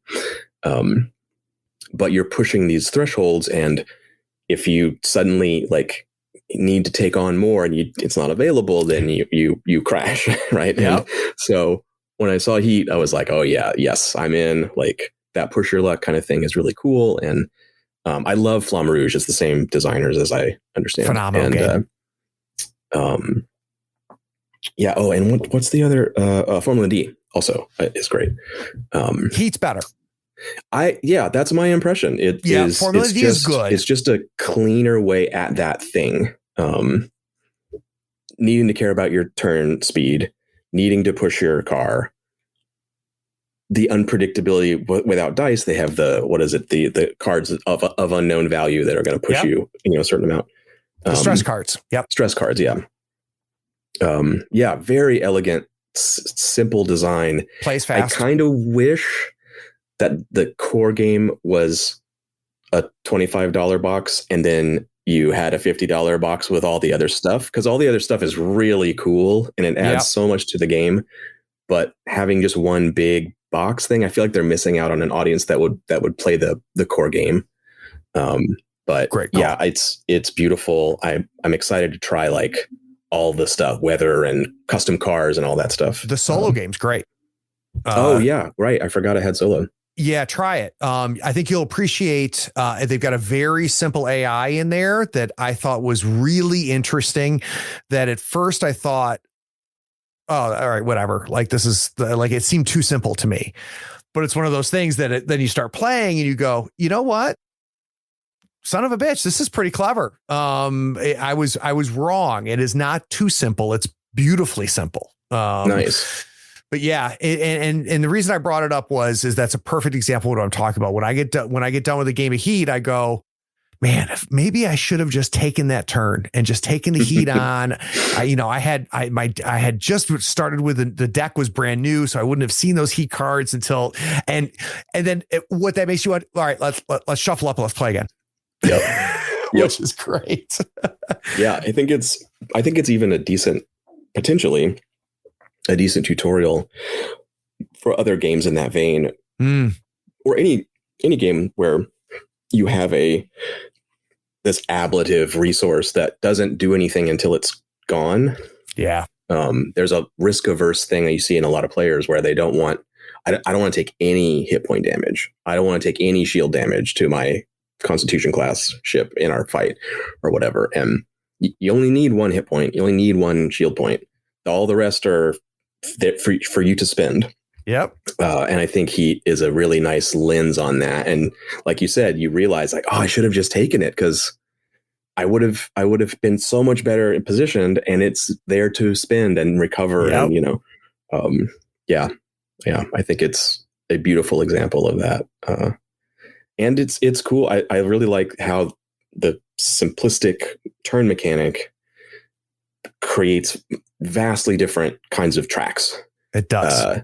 They have so much control over how it plays just by the length between the numbers on, like looking through the tracks. I was like, oh man, this is a totally different experience. It is. And there's some nice touches in there. You can tell they spent time with it. And I didn't realize it as first, but the numbers on the track to tell you when the next turn is coming. Yes. I love that. I found myself so counting. Good. Counting, yeah. and all of a sudden I realized, I'm like, oh shit, the number's right there. Oh, I love you. It is just beautiful quality of life. Just component. Little shit like that. I'm like, there we go. This got play tested. Yeah. This is good. This is good. In a similar vein, I backed it on Kickstarter. It's coming out later this year, I think. First in Flight. It's like a Wright Brothers kind of thing where you're aeronautical pioneers trying to build, and you test fly your planes and you try to have the longest flight is the victory conditions. And there's like benchmarks along the way that, okay, now that someone has done 200 feet, like that opens up new possibilities and stuff. But it has crashing, like pushing your luck to crashing kind of mechanic in it, like Heat. And I'm really excited to try that. It's also about the same kind of weight as a board game. So we need to definitely play more Heat. Our buddy that we play board games with on and off, he introduced us to Flamme Rouge, so I'm gonna pull out Heat when he comes by next time. Yeah, so I loved Flamme Rouge. Was my first introduction to them, and that was a game that and I love board games that do this to me, where I'm like, okay, but the easy enough rules, let's start playing, and then you go, ooh, wait a second. And you peel that layer of the onion and go, this is a little bit more to this game than I originally thought. And then two or three turns later, you're like, oh. And here's a game, and I don't know if you've ever played. Have you ever played Skull? Oh, the Liar's Dice. Yes. Yeah. We played a lot. We love that with the game. coasters. Yeah. One of my favorite things in the world to do is to introduce Skull to a table and watch them. And I had a corporate retreat that I went to. I was teaching at the company I work for has a quote unquote university company retreat, and I teach there all the time. And a bunch of staff people were there, and I was like, all right, I'm bringing Skull, and we're going to play Skull. And one of the gals said to me, she goes, like, you're having a lot of fun. And I'm like, yes, I said, I am. She goes, are you enjoying watching people figure out their strategies? And I'm like, that's not what Skull's about. What Skull's about is everybody who plays Skull goes on a journey. And I love watching them go the journey. They go, oh, wait a minute. It's just phenomenal. You just have this certain mindset when you hear the rules and you're like, okay, well, then obviously I must do this. And then obviously I must do this. It's just, it happens every time. It does. And then, somebody will go like, somebody will win like turn 2 and they're like, oh shit, like, wait a minute. And that changes everything, and it's fun. It's fun. And it has that rock, paper, scissors thing where if you play with the same people multiple times, especially like right in a row, it's all like, I know that you know that I know that you know that I know that you know, and hey, which way am I going this time? I've done this before, I don't know what to do. No, it's good. It's good. Yeah. What else is on your list? In that vein, HMS Dolores. Never heard of it. Oh yeah, it's this tiny little box. It's about the same size as Skull, I think. It is about Welsh shipbreakers luring vessels with fake lighthouses to their shore to break against the rocks and then stealing all their supplies. That's the premise. You play out from the deck of stuff that's washed up on the beach, and everyone collects. You're collecting sets of stuff. I have a set of wine, a set of dinnerware, whatever. Your score is your lowest set, I think. Love that kind of Knizia style. There's some twists to that it's not that straightforward, but there's some twists. And so you're wanting, and you can see what people have. That's open information. When the stuff washes up, you always do pairs around the table. The pair of you play the shipbreaker rock, paper, scissors. But the symbols mean it's just a prisoner's dilemma kind of thing. The symbols mean cooperation, where, we split it up a certain way. There's a fight kind of one where if you play fight and they play anything else, you get everything. Or no, there's something that counters fight. I forget what it is, but it's that type of thing. So, and you can make deals that are totally non-binding, but you can make them. Yeah. You can say, look, if we both play fight, we don't get anything. So look, I'm not going to play fight. Let's just play cooperation. It's fine. And you can lie and then reverse on your reverse course. But it's just negotiation and playing the symbols. So it just like Skull, like anybody can learn it. It's super easy. But then turn 2, someone's like, wait a minute. Wait a minute. Yep. Oh, hang on. It's so good. And it has a timer in the deck of stuff. There's a sundown card that's somewhere in the bottom third. And the game ends immediately. So there's that unknown, like, is this my last chance to finish that set so I don't have negative 10 points or whatever because of my wine? Or do I have another round after this? I might. Maybe I could trust this time. Yeah. Along with Skull, that's a really popular one. Yeah, and I don't know, this is completely a right turn, but it popped in my head. Have you two, because it's become one of my favorite 2-player games, have you guys played T for 2 with the number 2? Mm-mm. It's an Alice in Wonderland themed card game. And the theme plays, right? So it's not just a Knizia pasted on theme. It's a theme plays.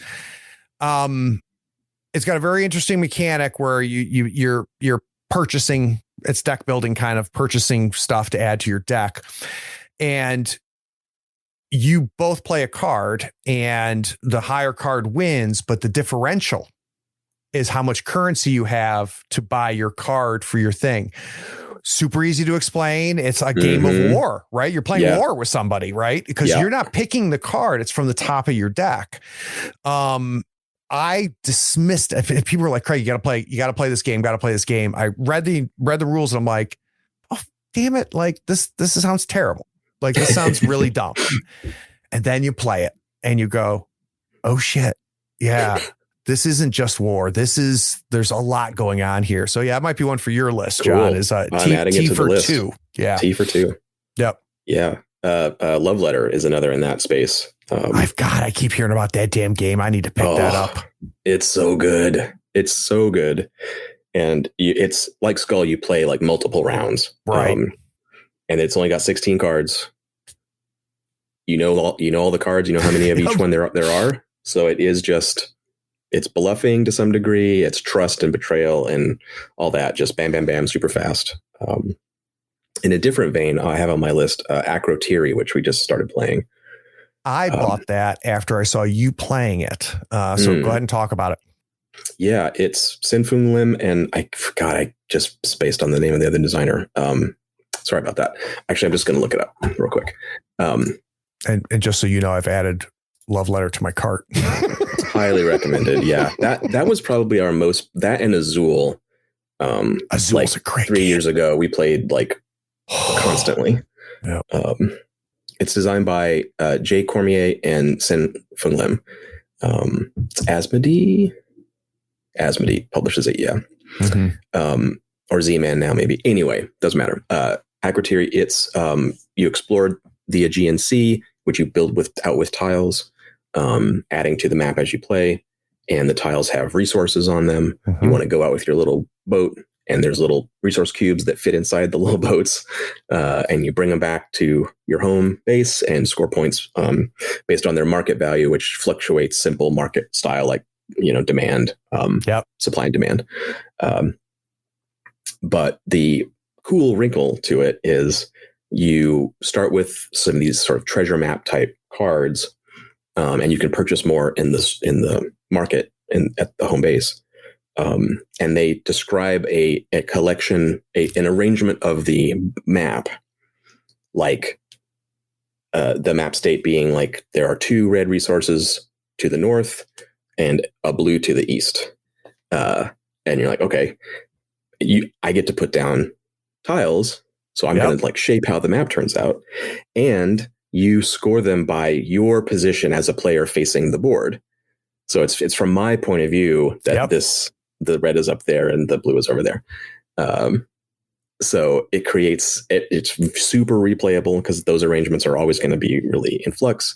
And then the way you navigate across the board, things can get blocked off, or they can get taken early and then there's no path to them, or you open up a path later and now you have this untapped resource that no one has been to before. Very simple, fast playing, but there's the strategy to that. We've played it multiple times now, and I'm still like, okay, what is my like meta here? What's the path? Is it board tile placement? Like, is that my main concern? Should I just do I start there when I'm building my strategy, or maybe I should just be like plunder? Like maybe that's where I start. I always score every chance I get, or like I haven't figured out that part of it yet. Exactly what we were talking about though, John, right? Mm-hmm. Is that a game that gets in your head and you start doing that. I was surprised because it was another game that played better than it read. Because it's got the tile placement. It's got the end of game board state scoring. It's got the pickup drop off. You could bring those 3 things together and create a terrible game. Mm-hmm. But they didn't. They it's a very clever little game. And it's pretty too. The production on it's nice. Yeah, they did a really good job with that. Yeah, the art's great, and the physical pieces are nice to handle. All right, anything left for board games before we move to music? I don't think so. Just looking here if there's something random that I forgot to mention that I'm really excited about. I just got Ahoy, but I haven't played it yet. I've not played that either. I've heard it's good though. Yeah, it looks cool. No, I think we covered it.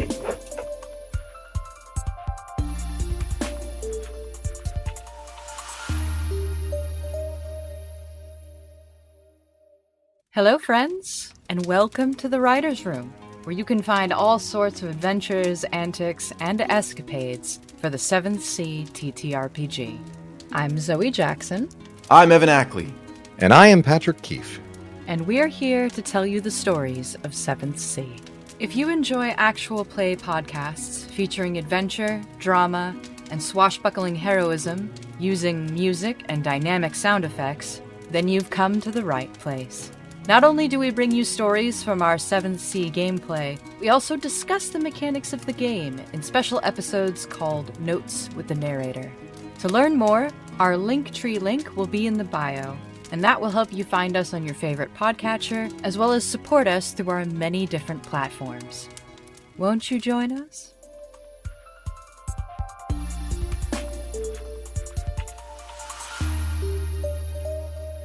All right, so let's talk music, John. Now, similar to movies, right? There's a lot of ways to consume music, and there's a huge spectrum of that. Where do you fall when you, as a consumer of music, are you same spectrum as movies, right?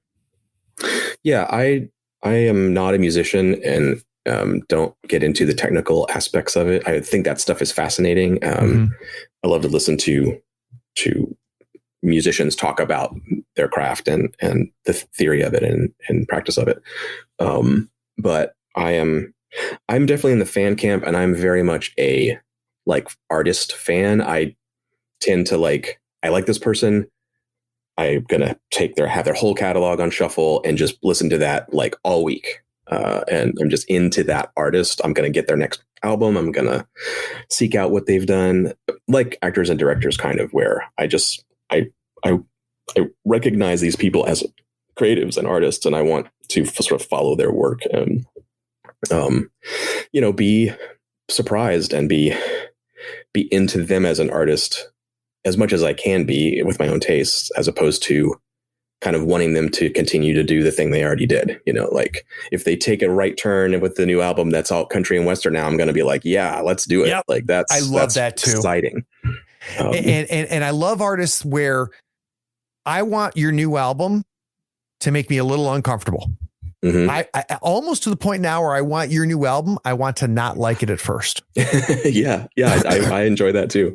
Yeah. And then I because I love you, I'm going to keep listening to it. And then I realize, because I'm behind you, you're on a journey as a creator, and you've already been on that journey when your album comes out, and I wasn't there for the journey. I'm just seeing the end product, and there's a jump there that's very jarring for me. But then I catch up, and it makes me so happy, versus I've already heard this album. I know this is your new album, but I've already heard this album. I hate that. So who falls in there then for you, John? Those people, the artists that you've been able to follow that way? There's a lot.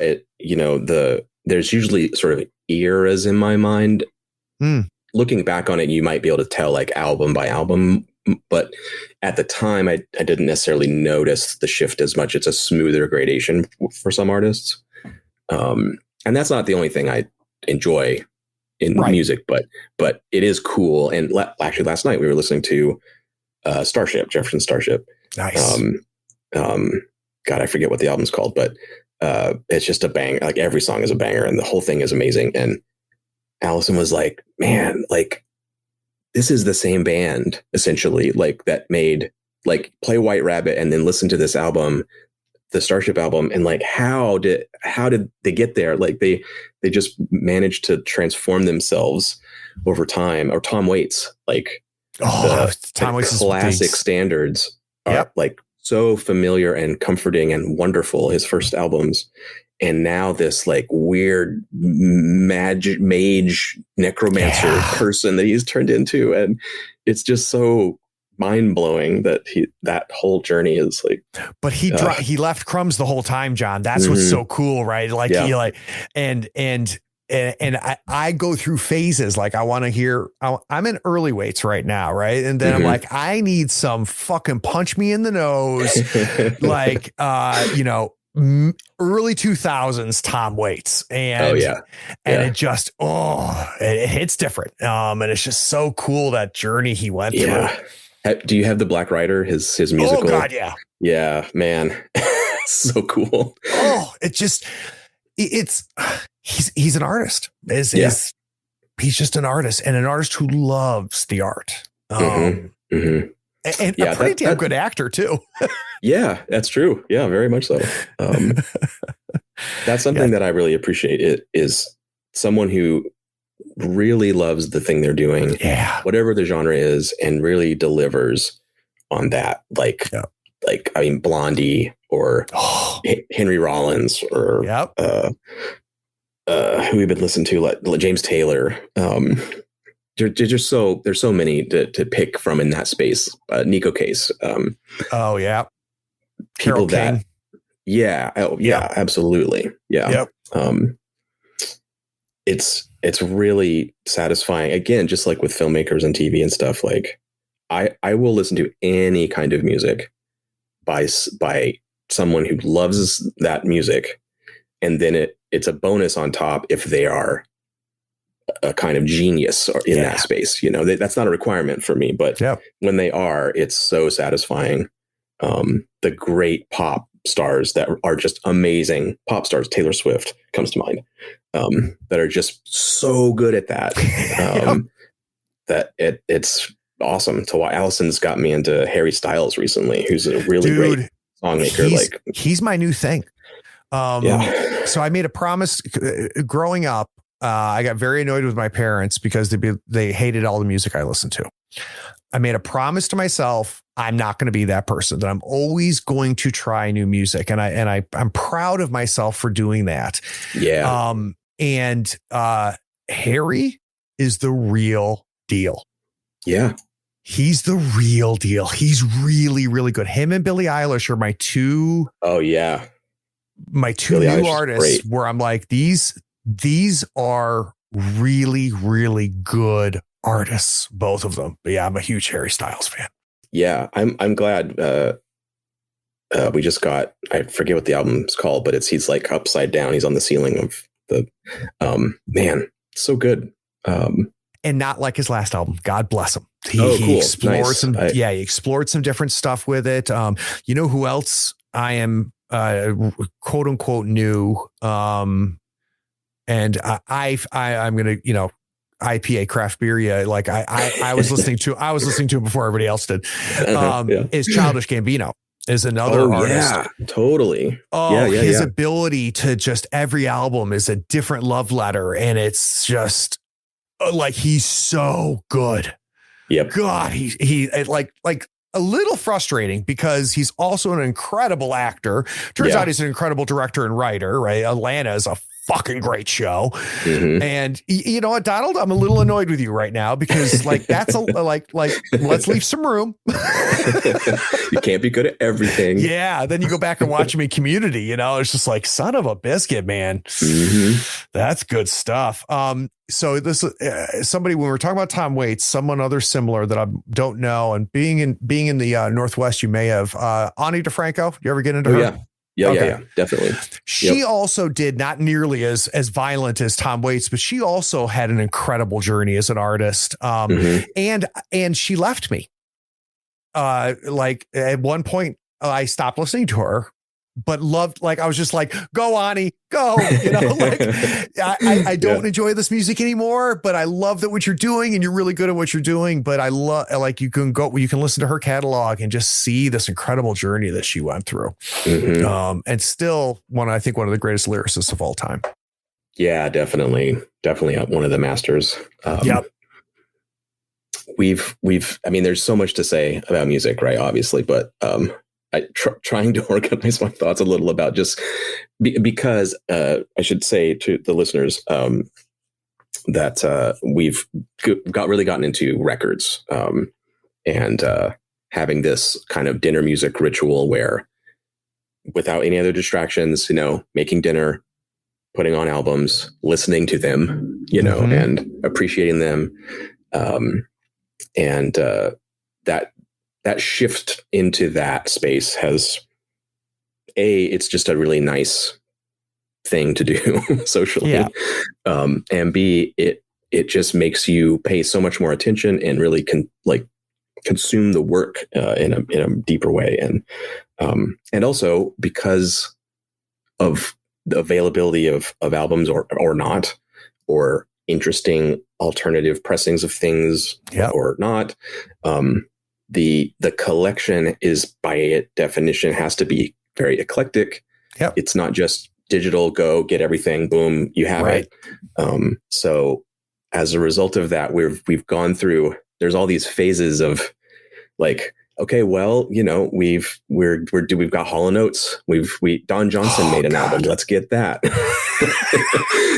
Hall & Oates is better.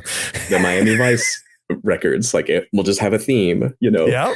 And then Phil Collins, who was on Miami Vice, and like exploring the 80s sound, and Peter Gabriel, and getting into all of that kind of stuff, Eurythmics, and the Police, and at that, it's very satisfying to go backwards and also to like Brazilian jazz and samba and all of that. 'Cause there's tons of amazing records. So good. And again, because of this dinner music thing, there are artists that we just absolutely love. So we're like, yeah, we're getting their records, like obviously. But other than that, there is this kind of threshold of like, okay, this is going to be something that's going to be pleasant to listen to at dinner. So like the Black Flag album is not going to get played. Right. It's during dinner.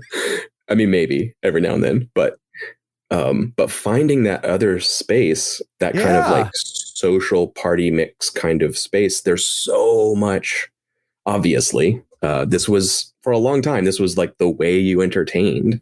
It was, And once we started to get into that vibe, we were like, oh yeah, there's like Teddy Pendergrass and like the whole Philadelphia International album, everything they ever put out. And then there's modern bands that are like throwing back to that. There's a band called the Olympians, which is amazing. Kind of funk, jazz, samba type sounds, and Monophonics is kind of in that space. They're current. Black Pumas sound like they could have been in Philadelphia in the 70s. And there's like a Southern rock kind of thing that's happening too, like Creedence kind of sound that's all brand new. Teskey Brothers and Chris Stapleton's a little bit in that space. And, a little bit, yep. Marcus King, especially, that are brand new artists that are recording right now, and they all put out vinyl. And so it's just this really interesting exploration of a vibe that we're trying to have, and then finding like there's just this infinite pool of stuff to listen to there. Although we will say that like the true 80s ballads are disruptive because you can't not sing. You have to participate. You put on Journey or Heart or Roxy Music or whatever, you're just like, like there's just it's so you have to like get out of your seat, but so true. All right, so two things real quick. One, huge fan of relationship rituals. It's something that Andrea, my wife, and I have really started to try to focus on, and it just a huge fan of it. I think it's good for a couple. I think it's good for each of you individually as well. So I love, because I didn't realize that was something that you guys were doing together, which I just love. The second thing, speaking of Andrea, I was telling Andrea that I was going to introduce you to the Avett Brothers because she loves the Avett Brothers, despite the fact that she hates that genre of music. And I'll explain a little bit why she loves the Avett Brothers. And I said, and I said, John's doing this, thing with the vinyl, stuff like this. And she asked me a question and I didn't know the answer to it. And she goes, well, and then she found out I was talking to you tonight. She goes, ask him about this. I said, okay, I'll ask him about this. What's the deal with vinyl? Why is vinyl a thing? Like for us? Yeah. Or just why does it still exist in 2023? Well, all I care about is for you, right? So like there's a million ways to consume this stuff. Yeah. Why are you putting a needle on wax? Initially, it was just because Allison had a pretty nice little record collection she collected over the years. And her record player was gone, had been gone for a while. And I think we were just sort of idly, I just sort of looked over and saw the records and was like, you should have a record player. Like, you have all these albums, like, why not have a record player? It was just a passing thought. And so sure enough, next few days, like, there's the record player with the Bluetooth connection to the house speakers. And I'm like, okay, cool, let's put on a record. And as soon as we started doing that, the the experiential part of it was so different, because we would always have like in the house, network, like put on this playlist or whatever, and there was nothing wrong with that. We both love music and we had it all at our fingertips. But two things about the records initially, and this is still true. They're not like sorted in any way.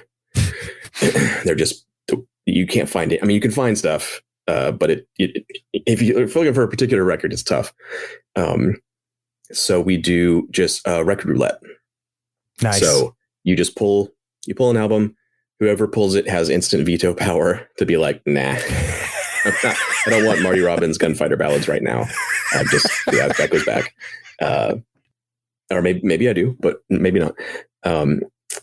And then the other person has veto power after you're like, or not always, like sometimes you just quietly put it on so they can have the experience of going, wait. I know, I'm going to guess this. Like, oh shit. It's this. So record roulette is just it's kind of a fun thing to do. That is fun. And then, because of that physicality to it and the limited number of tracks, you interact with it a lot through the evening. It's not just kind of on in the background playing through a million songs. You listen to the album, the first half of the album. Right. It's now quiet. You go over, you turn it over, you start up again, sit back down. It starts playing. You listen to the second half and have conversation and everything too. It's not like we're just sitting there in order, like, right? Yeah, in order. Can't shuffle it. Yep. And it ends. And then during part of the conversation, you realize, it's that's over. Then the other person goes over, roulette something, or picks up. Allison has this cool, like, sort of display side that she's made. It's I should post some photos with the dinner music stuff. It's kind of like curated selection of stuff. So there's everything in the unsorted mix, and then there's the curation. Usually it's like visually curated, like it's all big faces albums, or it's all abstract landscapes or whatever. So you can pull from that or whatever. But now it's like I'm the DJ for one record. What am I feeling? Oh, we just listened to that Starship album, and what was it? Last night was a fun one in particular because it just happened to. Oh, right, that's right. So it was Captain and Tennille when I came in. Nice. So that off to a good start. Fun start. And then Allison put on Survivor, Vital Signs. Great album. Great album. I mean, God, I forgot about that album. Every song on that is great. Every song is a banger on that album. It's so good. And so now it's done. It's my turn, and I'm like, what am I going to do? What am I going to do? So that was the Starship. No Protection is what it's called. Because I was like, what's going to feel really good from Survivor? Yeah. That Starship song starts, and Allison didn't see what I was putting on the player, and she's like, oh yeah. And yeah, you can do that with your phone. You can do that whole digital DJ experience at parties. I've done it. It's fun. But my mom and sister visited not too long ago, and we had this wonderful evening of food and drinks and the record player, and it was everybody being like, oh yeah, I got my Carole King or Bill Withers. That's cool. And just that experience of everyone having their voice kind of, and their selection, and the moment that you hear the first strains and go, oh, what a cool choice. Oh, I love that.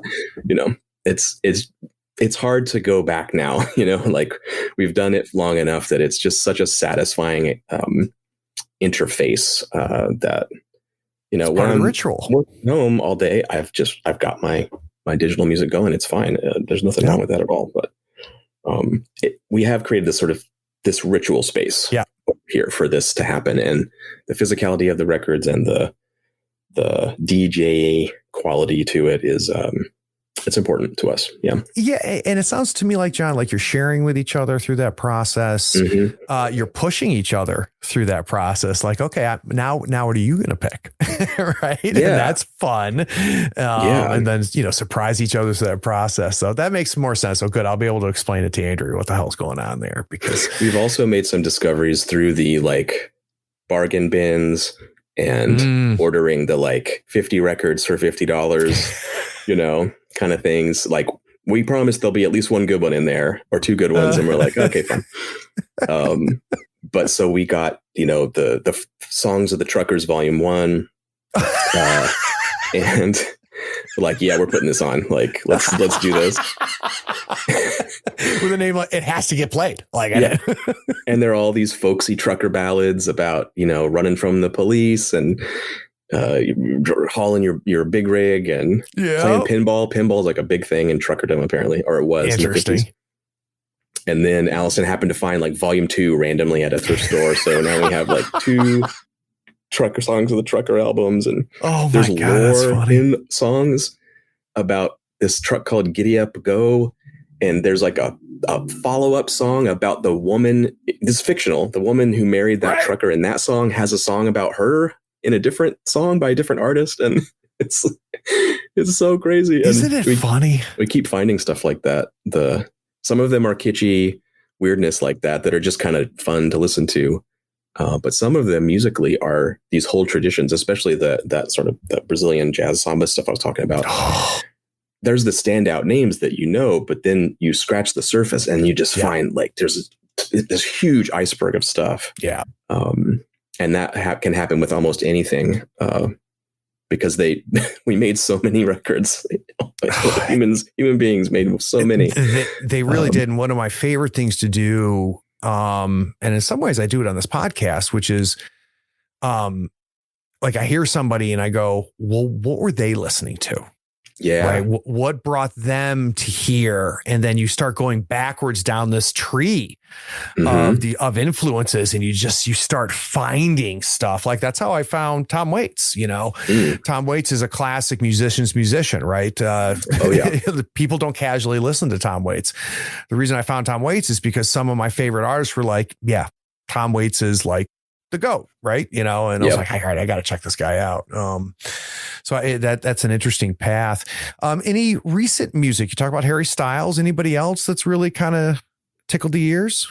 Yeah, I'm trying to think. Leon Bridges is amazing.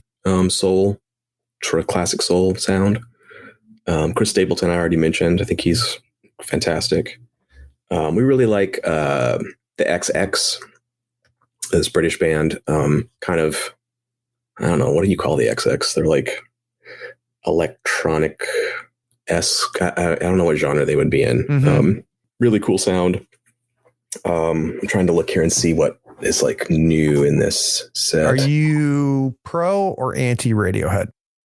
Oh, I like Radiohead. Yeah. Okay, good. Yeah, we don't have any Radiohead actually. That might be good. Fix that. Yeah, fix that. That would be good. Yeah, I mentioned Monophonics. They're cool. Caravan Palace. We love them. The French electro swing band. We've seen them live a few times, and man, they're fantastic. Cool vibe and just great sound. French electro swing sounds like what you think it sounds like right now. It's very descriptive. And their live shows, the lead singer and one of the main musicians, they swing dance for the entire show. Wow. Doing tricks and backflips and swing, all the move, for an hour while they're performing. It's something to see. That's insane. How about the National? Cool. Have you listened to them yet? Yeah. I like National and other stuff in that sort of vein. Arcade Fire is good. Stuff like that. Definitely into. We don't have records for that yet. Those would be good too.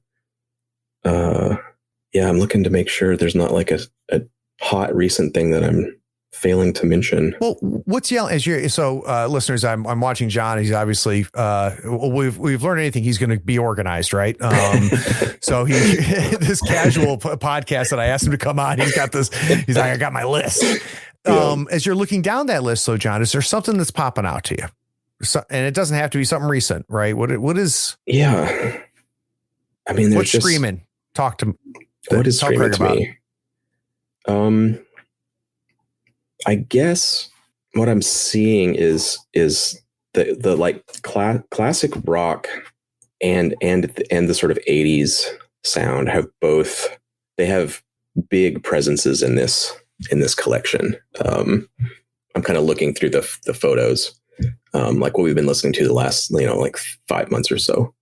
What's interesting when we talk about, especially Harry Styles, is we're now in the same way when, as a kid of the late 80s, early 90s, I was hearing the 70s coming back, right? I was hearing the 60s coming back into music and stuff like that. What's interesting is hearing like the 80s and Harry Styles' music and just the some things returning, hearing Prince influencing, some of the current music and stuff. It's kind of cool. Very cool. Makes me feel old, but it's still pretty cool. I think you're younger than me, aren't you? I don't think so. I'm 50. Oh, okay. I turned 50 in April. All right. Well, okay. Yeah. I thought you and I were really close in age. Yeah. Yeah. We're starting to sort of make up for some of the newer stuff. We got Taylor and Harry Styles and starting to build that part of it up. But it is fun to have that experience of playing Hart and Joan Jett and that kind of stuff, and then listening to this very current stuff, or even like the Neko Case. She's an artist that her sound hasn't changed a whole lot over her career. It has, but not a whole lot. Yep. But she started out from a place that was a little hard to define and was straddling different sounds and different traditions. And so you hear her in the things that influenced her are like from three different places that are coming into her sound. And when we're listening to Dolly Parton, so good, and more classic country, and then like the middle, like Kenny Rogers type stuff. And then that kind of Southern rock and rock ballad sound that she definitely is drawing from. And steel guitar and all that is coming back. This band, the Teskey Brothers from Australia, they sound like they're straight out of 1975. And I might have to check them out because are just just bringing that sound. We have Harvest Moon. I'm just noticing here or Harvest. At Neil Young's album. And the Teskey Brothers, their album cover is made to kind of evoke that cover. It's an homage. And we listened to them not close together, but looking at the photos here, I'm like, those there they are. That's the pairing. I'm a huge, ridiculous Neil Young fan. Oh. Yeah, man. What an incredible talent. Just so many layers to seen his career. The video of him playing live the Dead Man soundtrack. Yeah. That is one of the coolest things I've ever watched. My wife at the time was working for an ad agency, and there's the Durham Performing Arts Center is in downtown Durham here in North Carolina, and it's a beautiful venue for music, just a beautiful venue, and for comedy too. I lived in Durham. I told you that. I don't think you did. Yeah, I did. Twice actually. I've had two different times. But before DPAC though, right? DPAC was it Don't Let This Happen to You Durham, or kind of the trendy Durham? No, it was before that. Yeah. There was a long time where you did not want to live in downtown Durham. But she got me tickets. The agency got it, and I got box seats to it, which means I was right on top of Neil Young with a guitar, and it was like 3 hours. Yep. And he didn't really talk. he just effing played. Mm-hmm. And I just like, wow, after a lifetime of being such a huge Neil Young fan. And, in 3 hours, he starts digging and starts playing stuff that like, I was like, I can't believe I'm listening to this right now, happening right now.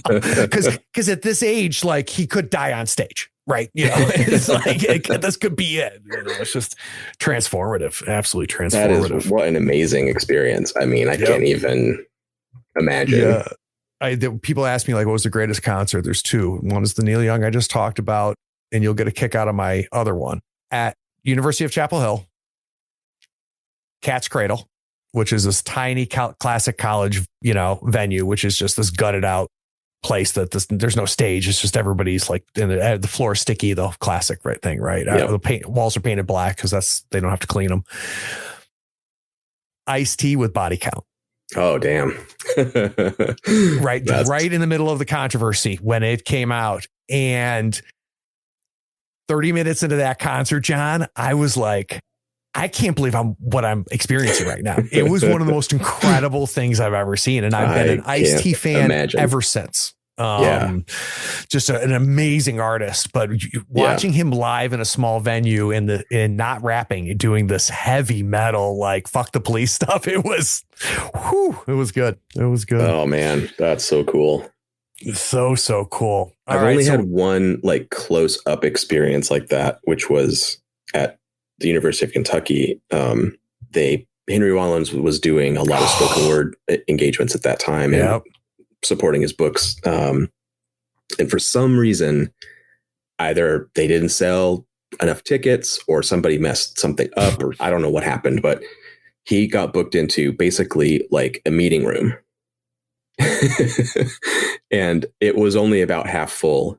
Oh my God. And he just took it all in stride and kind of laughed it off and was like, okay, everybody come up here. And we all like pulled the chairs up in a circle. And he did the show, but also just like hung out and talked with everybody. And it was just bizarre. Like, okay, I'm going to a show. I'm just going to go hang out with Henry for 2 hours. You know what's funny about Henry is Henry Rollins for me and Iggy Pop falls into the same category. I appreciate them more than I enjoy them. Henry is so important. He's so good at what he's done, always throughout the whole thing, respected him through everything. Just don't really care to listen to him. And Iggy Pop for me is the same, right? Iggy Pop, there's so much music that would not exist if not for Iggy Pop. Oh, totally. But I just, I'll never put it on. But given that opportunity to sit in the room with Henry Rollins, holy shit. Yeah, he's just a fascinating person. And in this same vein, I just remembered Exene Cervenka, from X, she and her partner sort of reformed under this band called the Knitters. So they went from like the thrashiest metal sound to this very traditional folk country sound. And they played at the Crocodile here. And that's it used to be, it's remodeled, I think, but it's very small. And I don't think anybody knew who the Knitters were or that Exene was in it. Yeah. So it was once again this situation where there was nobody there and we're just like a foot away. But yeah, I've never had the legend. I've been to the big stadium Rush show, that kind of experience, which is so awesome. But man, like someone like Neil Young, just like being right there with them. I've never had that kind of experience, and that's just awesome.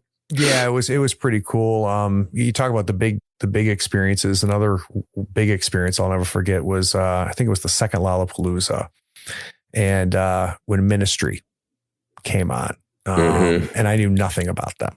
Wow! And they started playing, and I was like, "Oh shit! what is this? And why? How do I put it into my veins?" And then, because I wasn't the only one in the crowd that really had never heard of them. And then this mob of human flesh starts like Ministry just starts taking over the entire venue. And it was a truly an experience. It was truly an experience. That's awesome. Yeah. That's a band I forget about. We were reminiscing the other night, and Reggie Watts, the musician and entertainer, he was in a band in Seattle called Mock-Tube that I was a huge fan of, went to all their shows, and he worked next door to where I worked. So we were casually acquainted. Yeah. And he went on to fame and fortune in Hollywood and in the music industry and everything. But Allison and I, we were talking about, I forget what we're talking about. Reggie came up for some reason. And I was like, oh man, that year at Bumbershoot when his solo album had just come out and he performed, that was such an awesome show. And she was like, you were at that show? And I'm like, yeah. And she's like, I was at that show. Get out. How funny is that? Way before we ever met. And you should have seen the guy she was with. In a throng of people. That's funny, isn't it? So funny. That's great. That's great. All right. So we're down to the last category, John, and we're getting a little long on time. I've been very, very selfish here, keeping you going. I can go however long you want to go. Okay. I'm fine. I want to respect your time, but I'm free. So okay, good. Thank you. We got to talk about role playing games. Yeah. And they can go back to listen to, I think, episode 108, and they can hear about your games. But we're going to talk about other games.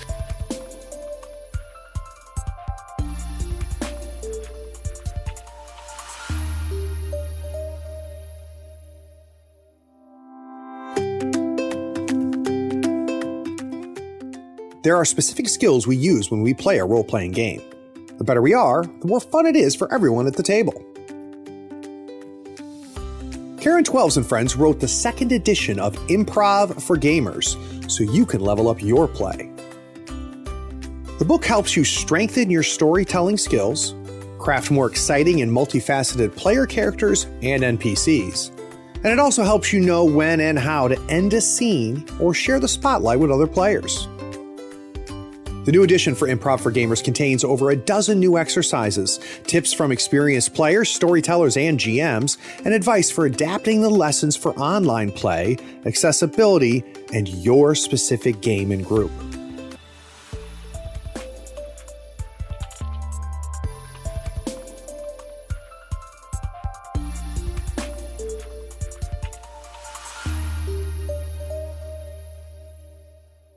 Just want to get a sense of, I think I want to know what's excited you, John. What is something that you've played, read, that kind of gets you jazzed up as somebody who creates and somebody who really spends a lot of time thinking about this hobby? Yeah, it's true. Like a full-time job. Most of my time, yeah. When I'm not DJing at my home home turntable or making your charcuterie board. Yeah, right. To watch a role-playing game. Melts. That's what I'm all about right now. Turkey melt, pastrami melt. Yeah, we're into it. Yeah. So I got to go talk to Clint because I've got a sandwich fetish and yes. A running joke with my wife, and of course I think it's hilarious. I don't know if she does. I'll be eating a sandwich and I'll turn to her and go, I'm not good at a lot of things, but I'm really fucking good at making sandwiches. Yeah, we got to get together on the sandwich thing because I think you could teach me some stuff. Oh, man. It's just the best. Oh yeah, just the best. Anyway, it grilling the bread. I'm dialing it in. I've got. Yeah, we got to talk. Because there's many ways. There are many ways to grill that bread. All right, RPGs. So role-playing games. Yeah. So yeah, I mean, do you want to talk about like what's current and what's happening that I want to know. I'm being very specific, John. One of my favorite things, when I get a book, just recently happened with Avatar. The Avatar game finally from Magpie, I got here and ordered it out of love of the IP. And I like them too. They put out good stuff, right? So when, them owning that license and putting out a game, it was a pretty easy buy for me. I was surprised it was PBTA. And to be honest with you, I was ready to open up the book and go, yeah, great. And put it down. I did not expect to like it. And but I started reading it and I was like, oh shit, like this is pretty good. This is pretty good. And mostly because it was obvious that there's nothing innovative really in it, but it's obvious that the people involved love The Last Airbender. And so it's a wonderful, wonderful ode to the genre, and I can't wait to play it. So that's an example of something that's recently gotten me excited. Mm-hmm. And it doesn't have to be anything close to what I'm talking about there, but you get what I'm saying, where you're just kind of like, oh, this is exciting. This is exciting. Yeah. There's the Forged in the Dark side of things, which I should talk about, but maybe not dwell on too much. It's a little self-serving, but there's cool stuff in that space that I'm excited about. And Slug Blaster just came out in its full final release form. And it's great. It is Forged in the Dark. It innovates in that space in cool ways. And it definitely stands on its own. Nice. Which is really cool. It comes in this the deluxe version comes in this pizza box. Oh, that's cool. That is also the GM screen. Clever. And then the book is gorgeous. The art is amazing. But it's a throwback kind of thing. It's the town of, I forget what it's called. It's like Hill Valley or whatever, and you're the rebellious kids with hoverboards that don't play by the rules, and you don't come home for curfew, and you can use your hoverboards to open up rifts into another dimension, which is called slug blasting. Very cool. So it's essentially like the California skater culture, early skater culture, plus Back to the Future aesthetics, kind of, plus a kind of sci-fi gloss where kids, you can take apart a ray gun and hack it to like power your hoverboard and do crazy things. And then you got to get home for dinner, or you're going to get grounded. And so the downtime is all about trouble. You collect trouble, and then you have to pay for it when you come home, and you got to do extra chores, or whatever. Very lighthearted and cool, but it has this ratcheting drama where once you've had one trouble, the next one is going to be worse, and the next one's going to be worse, and you can break relationships, and you can lose your parents' trust in you, and you can, have these like more serious things happen. Yeah. The innocence of youth kind of, and the game has a end point. And so you kind of there's a Stand By Me kind of feel. There's a little melancholy to it as well. The whole thing is filled with amazing art, great innovations on the system. You don't have even action ratings and stuff. You roll one die in the Blades in the Dark style. And the way you add dice is your hoverboard trick and your friend's help. And it's all these other things. You don't have particular ratings. There are playbooks, different character types, which are really cool. And your playbook defines that arc, like your trouble and how you're getting there. And it's got in-world advertisements in it, like never slug blast. Talk to your kids about slug blasting, like a concerned 80s parents ad. And very nice. The worlds are cool. They're kind of Agon Island style, where each spread is like, here's a whole world. Here's all the stuff you can get into, trouble and stuff. It has a great chase system, which I always love in a game. And it has a great innovation, which it's just one line in the book. But I think, like, I wish I had read this line in a role-playing game when I was starting to run games when I was 10. Because chases are traditionally very hard. Players will just hang around and fight when they absolutely shouldn't, or start fights when they shouldn't. Slugbuster just says, here's how you handle that. You say, the monster starts chasing you. How are you going to get away? You just say it starts chasing you. That's really good. That's so really perfect. good. It's so simple. Yep. Yep. You don't like say like, oh, it looks really dangerous. You probably shouldn't fight it or whatever. You just say it starts chasing. Yep. And then it has a cool chase system where each beat is a trouble. The tree's falling in front of you. The lava flow is spilling, and you've got to get past it and everything. Really cool. Great aesthetics, great design. And for people who are curious about Forged in the Dark games, it is probably the most lightweight and simple of the whole crop. So I would highly recommend it for people who are like, it's those games, they have a lot of moving pieces and I don't know if that's for me. Like Slug Blaster is very accessible, very easy to get into, and plays with a short little arc. You can just get it done with and play a new season, or they have an option where you play season 2 and you play those kids, but they're all grown up now and they've come back home. Cool. A little tail of the loop kind of thing. Exactly. Nice. Yeah. They had these adventures as kids, and who are they now that they've grown up and they've had to have jobs and families and everything. Really cool. Definitely some Tales from the Loop vibes for sure. That town with weird science stuff going on. I'm excited to run Tales from the Loop. I haven't figured out what I'm going to do with it yet. It's on my list too. I know it's good. I know it's good. And really appreciated the, I love how in general, Free League presents their modules, quote unquote modules. And it's really interesting the way they do it, and they do it the same but different in each one, right? But with Forbidden Lands adventure sites, with the way that Alien is structured and the way Tales from the Loop are structured. And people are asking me all the time because they know I'm a Free League fan. They're like, Craig, when are you going to do, Tales from the Loop onto the channel? And what I try to explain to them is I need to run the game in my head first. Yep. And I haven't been able to do that yet. I haven't figured out what's going to be my Tales from the Loop, but that's a great way to put it. Yeah, the Slug Blaster, man. That's another. I think you'll dig it. Yeah. It's cool. It's like the action movie side of the things instead of the kind of investigation side of things, like Tales from the Loop. Very, very cool. And As the Sun Forever Sets, another Forged in the Dark game, Riley Daniels.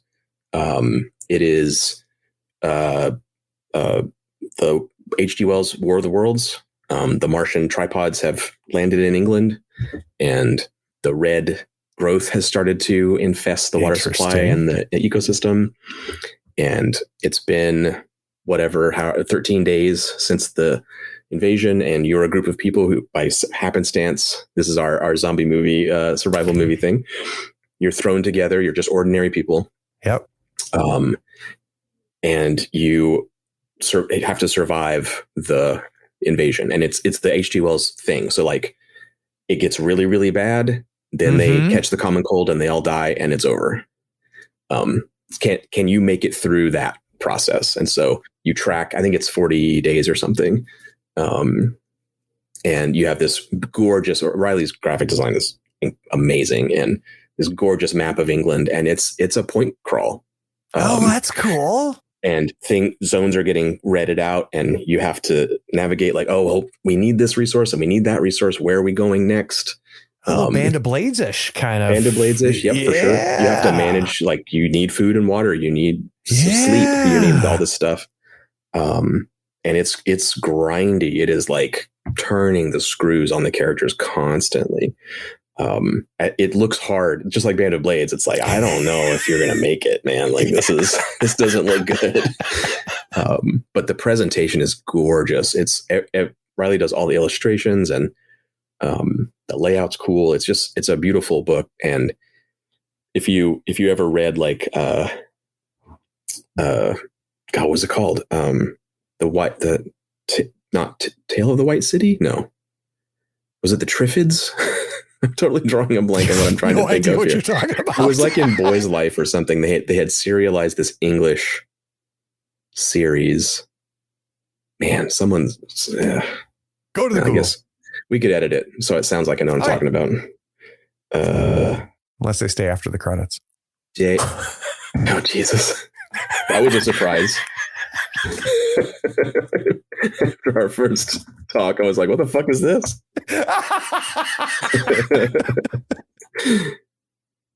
Is it Day of the Triffids? Yeah, I'm thinking, okay, yeah. So Day of the Triffids. Like Day of the Triffids. It's a similar thing. What is that? I don't know. I've never heard of that before. 50s English science fiction story. There's a meteor shower, and then this like aggressive alien plant species starts growing everywhere, and it has like psychic powers or something. But that always gets mixed up in my head with War of the Worlds. Right. Yeah. As the Sun Forever Sets, it's out in like a very, very nice pre-release beta version. Totally playable, beautiful to look at. Yeah. It'll be finished into like some kind of publication release at some point, but super cool.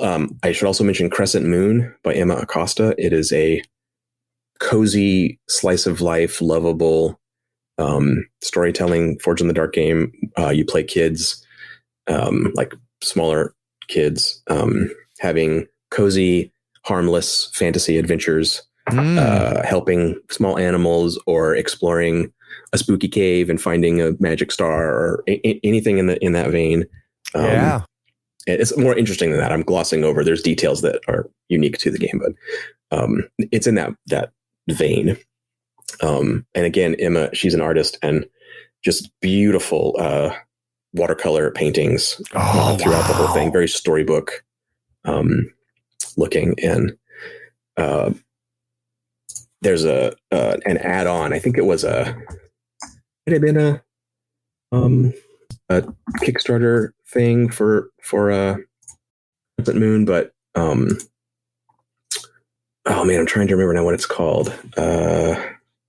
Pocket Compass. Yes, Pocket Compass is the name of the company. Exiles. So Exiles it's the Crescent Moon system, but it's kind of like flipped on its head, where it's violent and scary, and it's still kind of kidsy, but it's that Goosebumps. So not Goosebumps. That's the wrong thing. It's more metal than that. But yeah. It takes all the things you love about Crescent Moon. Is like, what if it was like really like metal and there was like monsters and fire and everything. I'm not pitching it very well because I haven't looked at it very much, but yeah, that's cool though. Crescent Moon is beautiful. Highly recommended. And Cyberpunk, CBR plus PNK is how it's written, by Emmanuel Mello. It's another very, very, very stripped down Forge in the Dark game. The original one is just a pamphlet. It's like a 2-sided pamphlet about cyberpunks. Cool little rules tweaks with glitches and hacking and stuff. That has been expanded into a full standalone product, which is awesome. The great production, beautiful book and everything. Very striking. If you want some cyberpunk, I've got Cyborg from the Morkborg folks sitting over here. So I've got plenty of fun cyberpunk stuff in my future. And real quick, Crash Cart, Galen Pejau's game where you're medics in the future, science fiction, like cool. Rescue teams. You go in and like resuscitate people and pull them out of firefights, and really, really cool. Great art. It uses cards in the for Forge in the Dark. It uses a different system. Girl by Moonlight, which Evil Hat is publishing. It's coming out pretty soon. It is magical girls, Sailor Moon, Magica, all that stuff.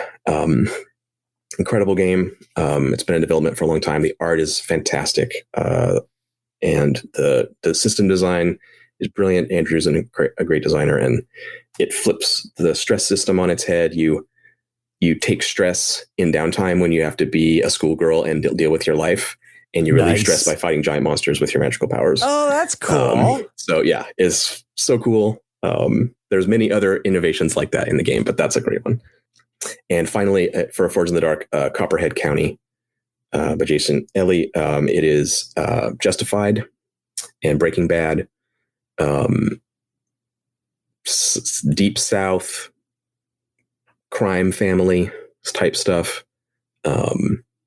Maybe you're cooking meth, maybe you're fighting meth dealers, whatever you're doing. There's the sheriff is your cousin, just all of that. Really good downtime tweaks that are fantastic. Great playbooks to embody all of that. And the setting is cool. Copperhead County it's an actual setting. It's got NPCs and factions and everything. Yeah. Really, really cool. Great design. That's been in development for quite a while, and it's pretty much done, I think. I shouldn't speak for Jason, but yeah. Feels baked. Yeah, definitely. Outside of Forged in the Dark, Story Brewers. I don't know if you know V. Hindro and Haley Gordon. They're in Australia, I think. They make amazing stuff. They made Good Society, which is the Jane Austen RPG. That rings a bell, but I don't have it. It's really cool. Its system is very interesting and elegant.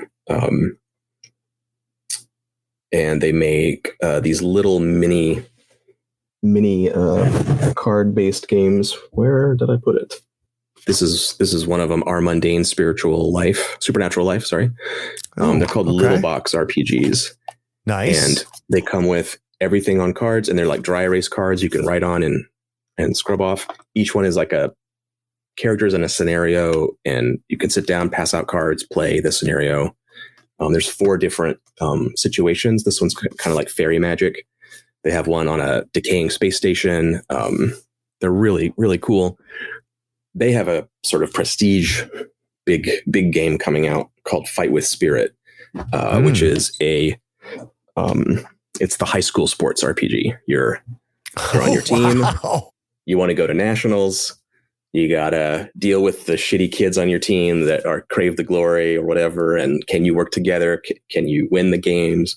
So it has the classic, like, Friday Night Lights, or you can compare it to a lot of different things, but like it's got all the teen drama and then the like action oriented sport matches where you're trying to there's some potential there. Interesting. Oh, it's so cool. It has this great like anime aesthetic. It feels like what's that anime called? It's the volleyball one.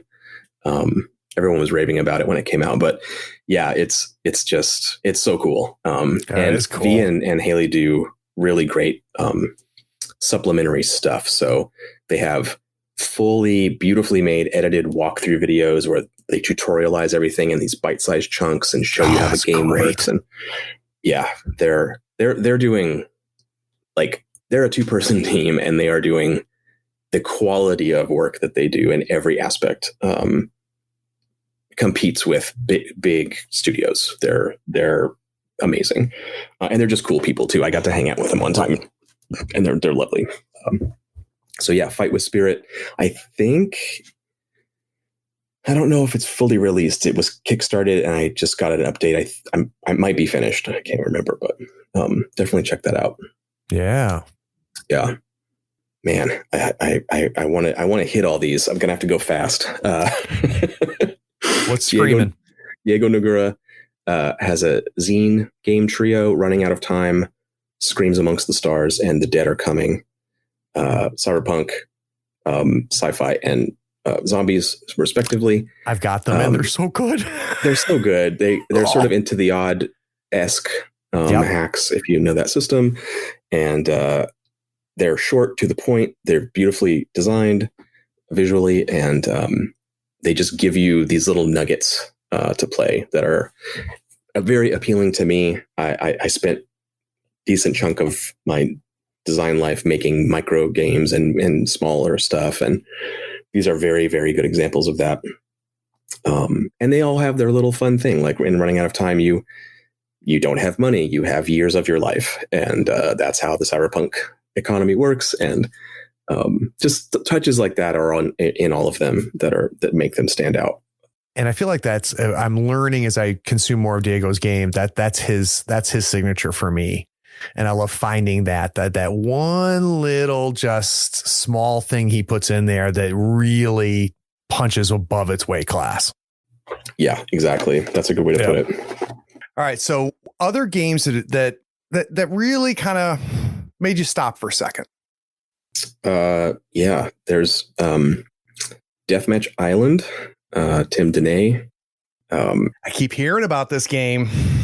Yeah, it is something else. It's another, again, to full disclosure, I am licensing the AGON, the Paragon system to Tim for this, so I'm biased, but using the core of the AGON system, it's a standalone game that's built on top of that is doing, Squid Game, Battle Royale type stories, Lost. And Tim is an amazing graphic designer who captures all of that vibe in this very awesome sort of rule book for Deathmatch Island. It's almost an in-universe item. Cool. Things are redacted. There's a stat in the game called redacted, which you have to use for certain things. It has that like corporate fake niceness thing and paranoia for sure. Yeah. Winners play to win is the tagline for everything. And he's captured this amazing Swiss style kind of like mid 50s or 60s kind of vibe. And you were thrown together, as we were saying before, the classic story, people thrown together to survive. And it does the thing, you start out as a unit, and then there's attrition, and there's Island 1, Island 2, and Island 3. And at the end of Island 3, there's only one winner of the show. Interesting. So that at the beginning. So what's that going to be like? That's an interesting problem. But the game also, the RPG, gives the players this opportunity to kind of Portal style, like, there's a service corridor behind the sets, so to speak. Like, nice. What's back here? What if we get into this? Can they see us anymore? Who's really putting on the island? You have, it's like prisoner style. You have like amnesia. Oh, that's cool. When you get there, you don't know how you got there. You don't know if it's really real, like what's going on. Right. So it has that. It does have the lost kind of component where there is a deeper mystery. But in this case, there's something to find, and it's something that's there. Cool. Really cool, great vibe. It takes the core AGON concept of like a team of people all working together and all competing with each other, and just sort of takes it to this obvious place. Like, well, of course, it's perfect for this. And Tim, as a designer and a writer, has done a great job of just infusing all of that with this amazing style. And he's been sharing a lot of it on Twitter, and it's the type of thing where when you see it, you just instantly get it. And that's a great way to put it, John. That's exactly what it was. As I was just like, yeah, I know exactly what this is, and I want to play it. Yeah. And to me, that's something I recommend this to designers all the time. Like, yes, you need to have good systems, and yes, your writing should be good. And good graphic design is also good too. But if your premise hooks somebody, instantaneously hooks them, even if they don't, I shouldn't say hook, like if it's clear, if it's that clear so that they can immediately say, this isn't for me, or I am in. Yep.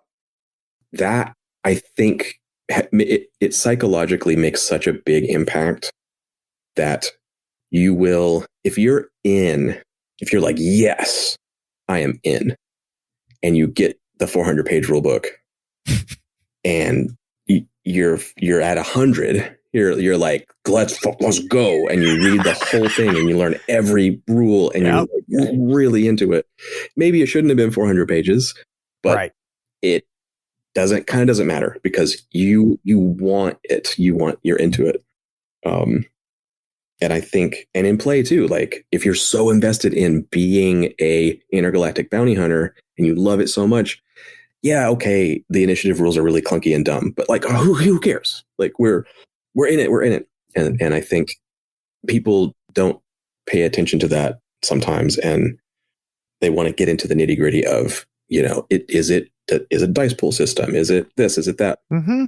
And I don't know. It's forest and trees, maybe. Like, I think Deathmatch Island is a really good example of a utterly clear, perfect premise that is simple, straightforward. You get it, and you're in or out.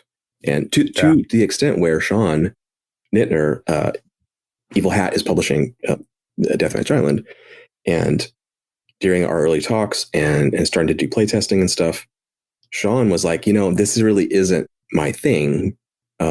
I think the design is cool and the aesthetics are really cool, but I'm not comfortable. Like the idea of battle royales and stuff, I don't like them. Could we have an option in the book that's non-lethal and is a different thing, that's still a mystery and still has stuff to explore there, but it's not this like bloody, violent death match, which I'm not into that. Sure. And there's two immediate answers to that is no, that's not what this is about. This is a bloody death match. And so, sorry, Sean, you're not going to like it. It's okay. This game's not for you. Yeah, that's fine. Or Tim immediately said like, oh yeah, totally. I can immediately think of a way that this is non-lethal and still, because like The Prisoner, right? Like he doesn't get killed every episode. He's not being gunned down and stuff, but it's still really creepy and weird. And what are you going to do about this strange situation? So I've got Tim booked, so I can't wait to talk to him. Tim's coming on. Yeah, it's cool. Everything is working together. That's cool. All of the parts are coming together into a greater whole. So the only thing I'll quickly say is Tim really missed an opportunity though, because when Sean said, is there another way we could do this, that was, did not have character death and stuff like that. And, maybe a different setting. He should have said, well, what if it was like, kind of a Greek mythology thing? What do you think about that, Sean Nittner? Would you like that more? Island hopping, Odyssey. Yeah, I'm excited that you're going to talk to Tim. There's cool stuff in that game that I'm sure you'll get into the details. I mean, and I think this, John. Like, there's some people that I just immediately grab and say I want you on the show. There's other people I have to spend a lot of time kind of figuring out whether I want them on the show, because I am very lucky that I'm picky, or can be picky, right? If like Tim in 2 seconds, I'm hitting him on Twitter. I'm like, please come on my show. I've had other people from Evil Hat on. Please come. And he's been awesome and super flexible, because we have the time zone challenges. Yeah, that is very tricky. But to your point though, John, a lot of that was I immediately understood his game immediately. Mm-hmm. So I think it's a really critical point on your part. It's something that you can't always get to. Like, it's not a deal breaker. Sometimes your thing is just complicated or obscure. That's fine. But when it's not, it's great.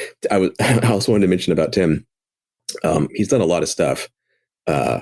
His 1,000-Year-Old Vampire illustrated playthrough is a thing of beauty. I would show it to you right now, but Allison has it.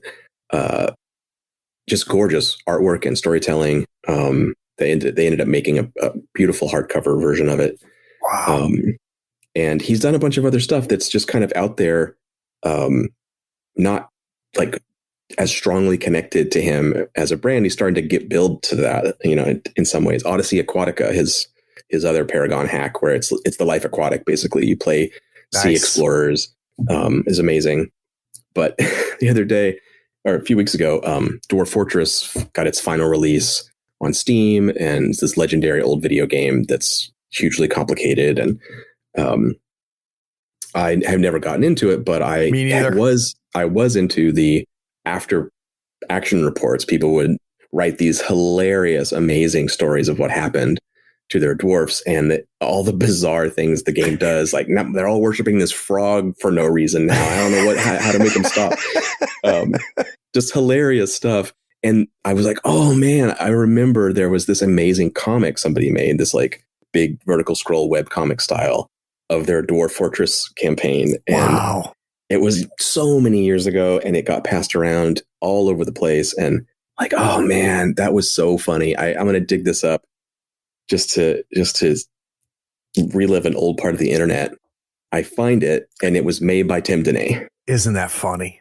It had stuck with you all that time, John. Yeah. Wow. And as soon as I saw it, I was like, well, obviously, like his art, it looks like the 1,000-Year-Old Vampire style, kind of. So funny, small world kind of thing. But Tim is the best. All right, you got one more, John. I get one more. Okay. All right, you can have more. I'm trying to respect your time. I'll tell you. I'll tell you, John. I'll tell you. I just don't want you to feel obligated that you have to drag it on.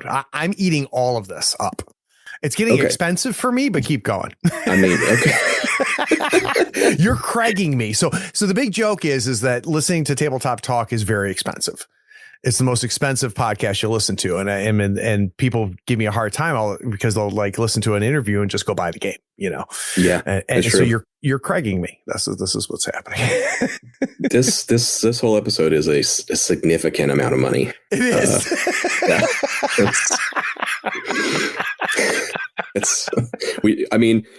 Hey, put everything in an affiliate Amazon right. That's what I should do. And just cash in on all of the buys.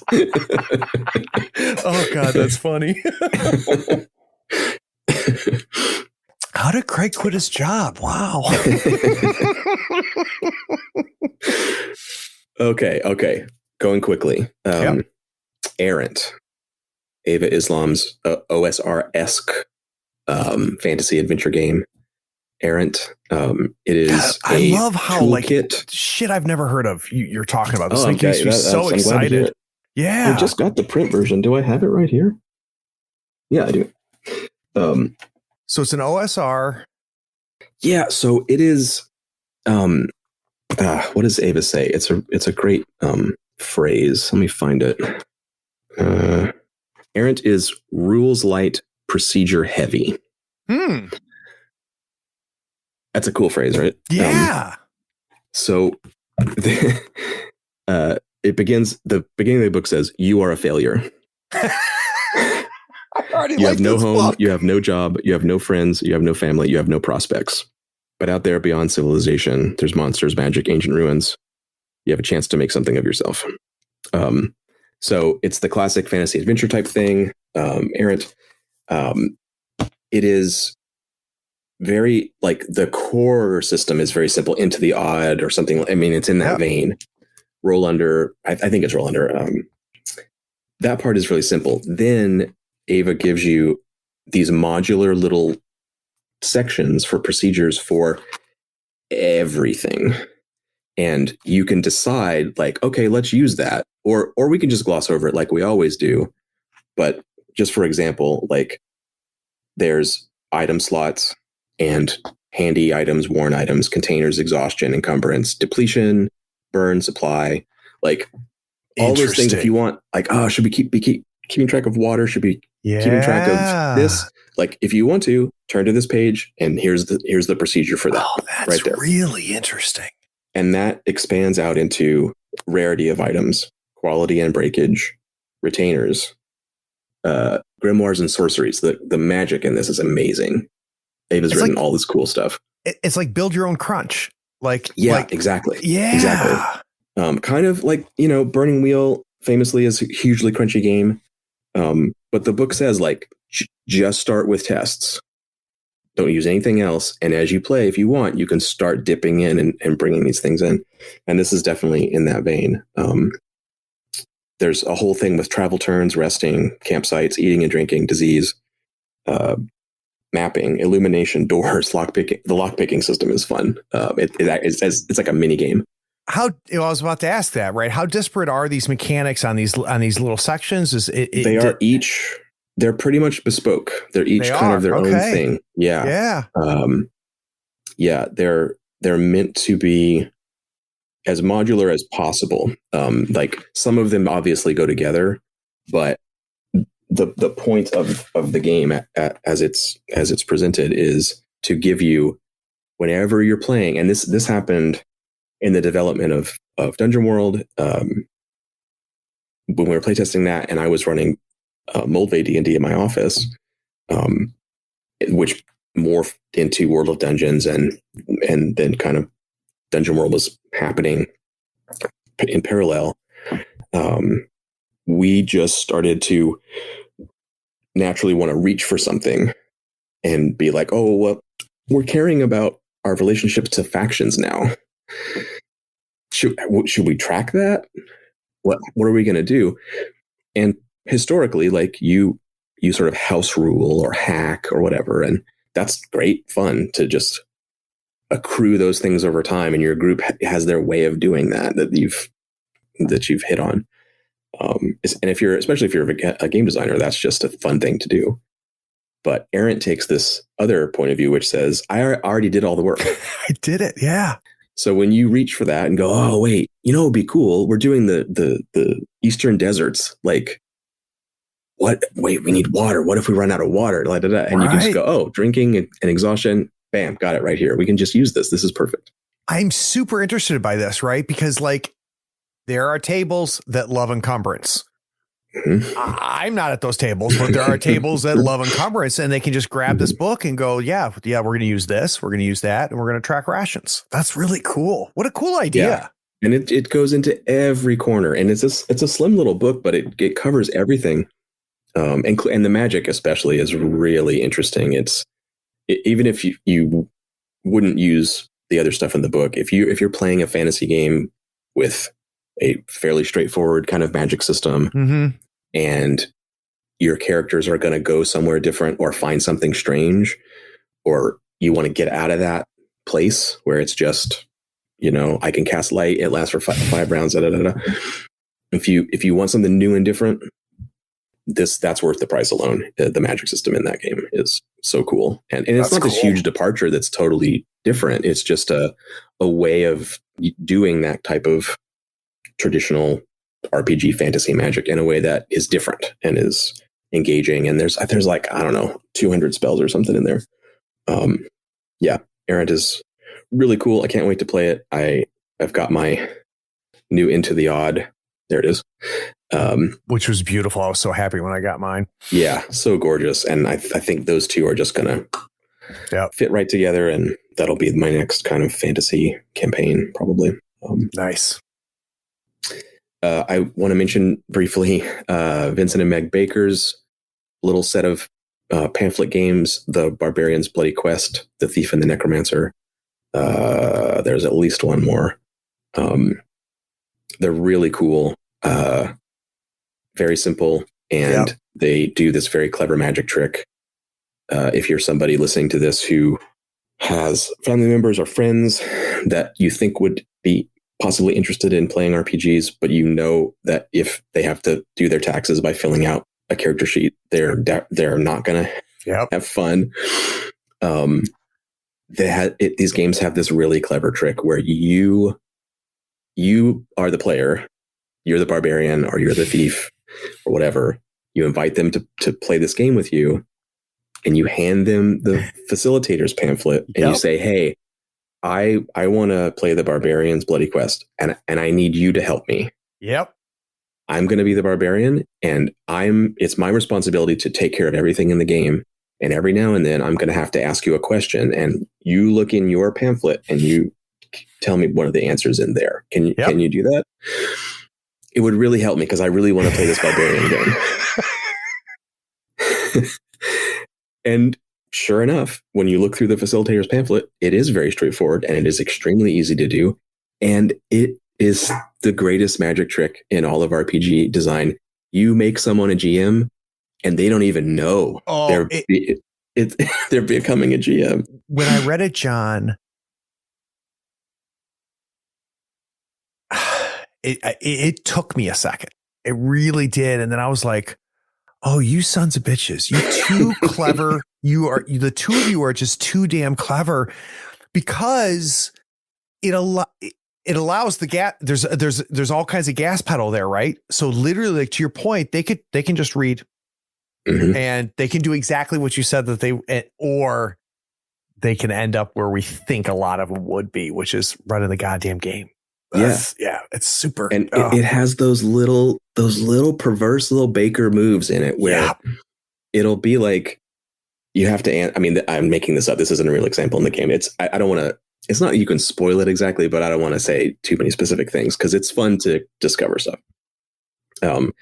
But for instance, there might be something like needing to answer some questions about a situation, a perilous situation or something, and it might want you to pick from a list of perilous situations, and it'll give you 4 really colorful little phrases that are easy to say and bloom in the mind and give you this whole vision.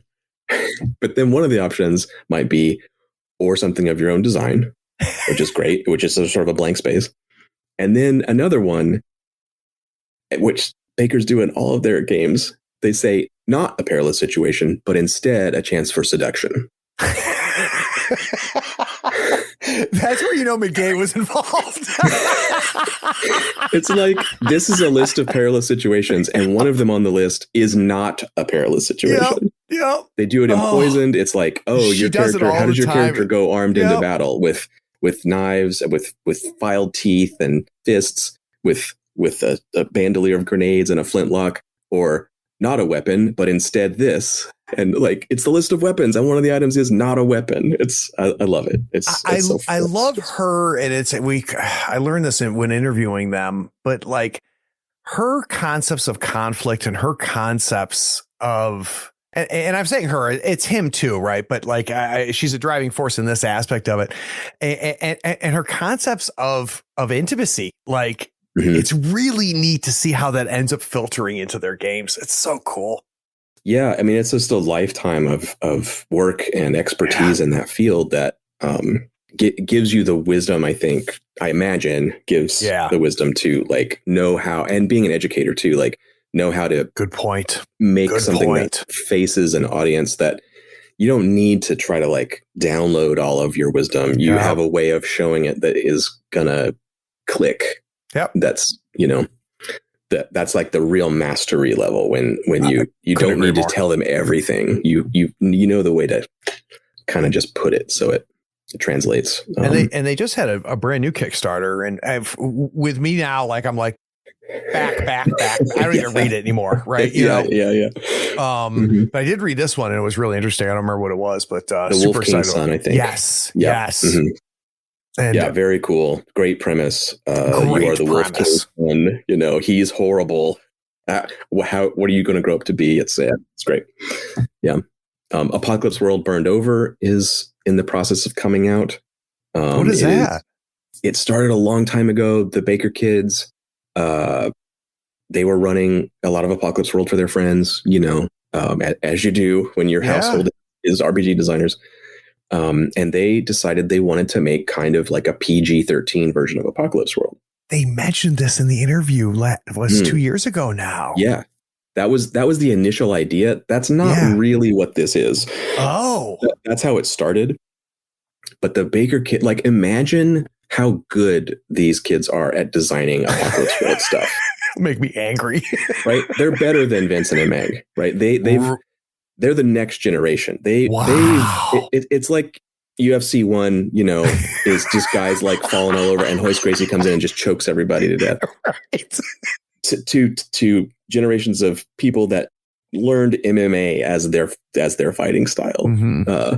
And that's kind of what the Baker kids are like. They're like, yeah, it's like we started at level 10.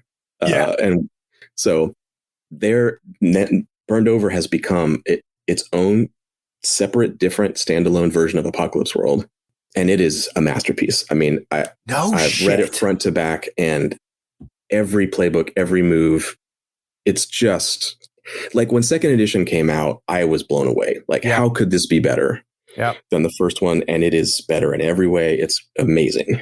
And Burned Over is just like taking every part of Apocalypse World and doing it slightly differently and sometimes a little similar, and bringing it's almost like, what's a good example? It's like I guess it's sort of like Star Trek shows or something. Like, you've got the original series, you've got Next Generation. I love both of them. They're totally different in all these different ways. They're both Star Trek.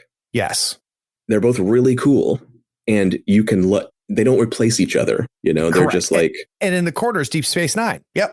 Well, yeah, but that's an even better example. Yeah. Yep. And that's what Burned Over is. It's just, if you love Apocalypse World, you will really, really love it. If you've never played Apocalypse World, it's just that little bit of generational shift where they kind of maybe get it in a way to draw an audience in that maybe the core game decided not to do. And I could do a whole episode on this, John. I'm going to try to contain myself real quick. You're reading it for the first time, right? They send it over to you. You're working. When did you know, as you were going through this, you're like, oh shit. I've been getting it in bits and pieces for years now. And this is even better. As you've been getting these bits and pieces, when did you start to see it? all the mercury go into one blob, and you're like, oh shit. The very first thing they sent, the first playbook, the first set of moves. Yeah. No kidding. Yeah. I was like, this is amazing. It's yeah. Oh, that's cool, John. It was the same thing with Apocalypse World too. I got the angel or whatever the first one was. I think it was the angel. I always get this wrong. Every time I say this in an interview, someone will be like, no, it's the brainer. You might want to look it up. Whatever the first one was. It was it's the wacky one. Not the brain. It might be the brainer. The brainer. It's the brainer. That was the first playbook. Yeah. I can't remember, but that was all I got. There was no system. I mean, there was, because the playbook kind of says what it is. Yeah, but the playbook is the system. Yeah. There was nothing else. And, I had to lie down on the floor for a while. It was just so obviously amazing. And I could see what they were doing. And Burned Over is definitely, it's just standing on top of that. So isn't that exciting? But man, it's so cool. There's just so much to say about it. We could do a whole episode about it. It's fantastic. So, and one of the things that McGay and Vincent and I talked about is having the kids come on. And I was kind of waiting a little bit to hear. So hearing that might be getting closer gets me super excited, because I met the oldest son after the interview.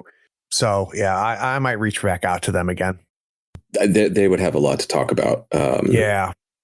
I just also got Numbwater Salvage Company, which is another Baker family game.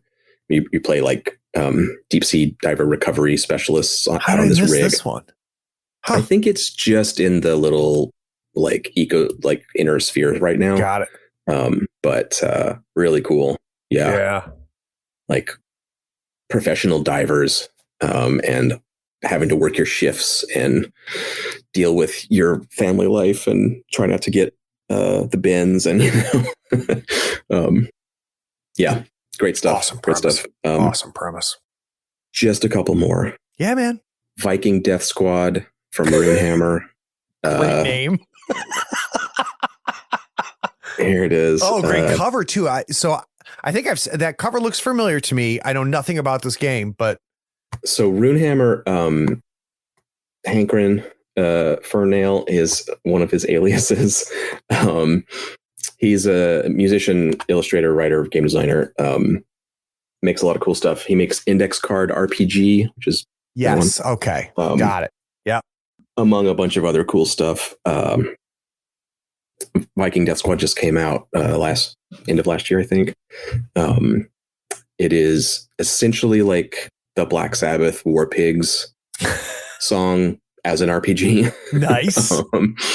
Everything that entails. It's Earth in the year 10,000, and the necromantic lords launch missiles down to release undead monsters into the world, and you're like a legendary hero in a stasis chamber that pops out one day with like a battle axe and has to cleave monsters. And yeah, it's great. You don't have hit points, you have armor. Every time you get hit, it destroys a piece of armor, and when you don't have any armor and you get hit, you die. Nice. Clever. So you're very clever, constantly just smashing stuff off of enemies. Yeah. And, really cool, great presentation. His art is great. And it's just one of those things, like I've talked to him a bunch about our aesthetics and our ideas about game design, and we're not like fully overlapping. But it's close. And yeah, one place where we definitely overlap is having like some joyful exuberance, that you can find somewhere in the work and in the play of it, and finding that, like, not just we did it, we had a fun session. Yep. Our characters, we found out who was behind the murders. Like, that's all cool, but if you can have somewhere in there where you can be like, yeah, like really like feel that exaltation. It doesn't have to be every time. That's the special sauce though, John. That's the special sauce. I mean, we played at my Camping for Gamers last time. We played Slayers. That's a great example. Yep. And Jim, who's been on the channel a million times. Yep. Jim, who's been on the channel a million times. One of my really good friends. I've been trying to get him to run a game. And finally I said, you don't have a choice. This time, Camping for Gamers, you're running a game, not the main. So we have a main game that is like at night. Then during the day, we play little games, right? So I said, this is the tough love portion. It was tough love. And God bless Jim. I love Jim so much. But like, I'm like, Jim, you pick the game. And Jim is going to overthink a light switch, right? So that I let him go on his odyssey, right, and come back with nothing. And I'm like, okay, I'm going to give you 3 games, Jim, and you got to pick one of them, right? And Spencer's game was one of it. All experienced players, all of us GMs. Jim has only ever played, and just recently he came with me to when I returned to RPGs. But we had, and the tactician is an amazing role mechanically in the book, and we were playing, and there was a moment where the tactician and another character were interacting. And we, it's dark outside. We've been playing and we're towards the end, and one die roll. Oh my God. Everybody stands up, and the game is now legend, right? So like for all of us, that moment was burned into our brains. And that's what this hobby is, man. And when you're making a game, for those of you designers listening, you've got to create that possibility. And Blades does a great job of it, John. Like it's just it's not the die pool versus D4s versus D6s. And do I have 5 stats or 4 stats? It's can I get the whole table to lean in going, holy shit, he's going to roll. Yeah. It's, and I think that comes out of play. Design that comes out of play will find that often. In Haunted City, this last season, the Blaze Show, there were many great moments, but there are several of like, I got 1 stress left. I'm going to resist that. Yep. I'll just roll a 6 and I'll be fine. Yep. I'm just going to do it. And boom, 6. And the gamble is there. And also it's not even, it's a gamble for the player, but it's the character just stepping into harm and being like, it's fine. I'm going to do this for you because of our relationship, or because of my vengeance, or because of whatever. It doesn't matter if the dice came up 1. It doesn't matter in that moment. Great. It's exciting when you hit that crit or whatever. We all love that, but to give players opportunities to have that metal moment where you're like, and it could be in combat, it could be defeating foes, but it can also be choosing to tell someone something that maybe you didn't think you were going to tell them. There's all kinds of spaces for that. And if you can find them through playtesting. And when you find them, man, just like turn your game design, just pivot around, like put as much focus there as you can. And something I love about Runehammer's games is it makes it easier on himself to some degree, because the premises and the actions of the game map very clearly to those things. Like you Viking Death Squad, like it's very easy to imagine how you're going to have these epic moments. Or AGON, where Clint, I think it was Clint Trucks who said, like, the game is just all climaxes. Like everything, every moment is just that. He's 100% right. Oh my God, that's funny. And that's not the only way to do it. That's like the blunt instrument way of getting to there. But yeah, it's great when you can get there. You were speaking to the designers, to really think about and focus on that. And I'm going to talk to the GMs and the players too out there. Like, one of my favorite GMs is Jared Logan, from Stream of Blood and now Glass Cannon. He does a lot of stuff there.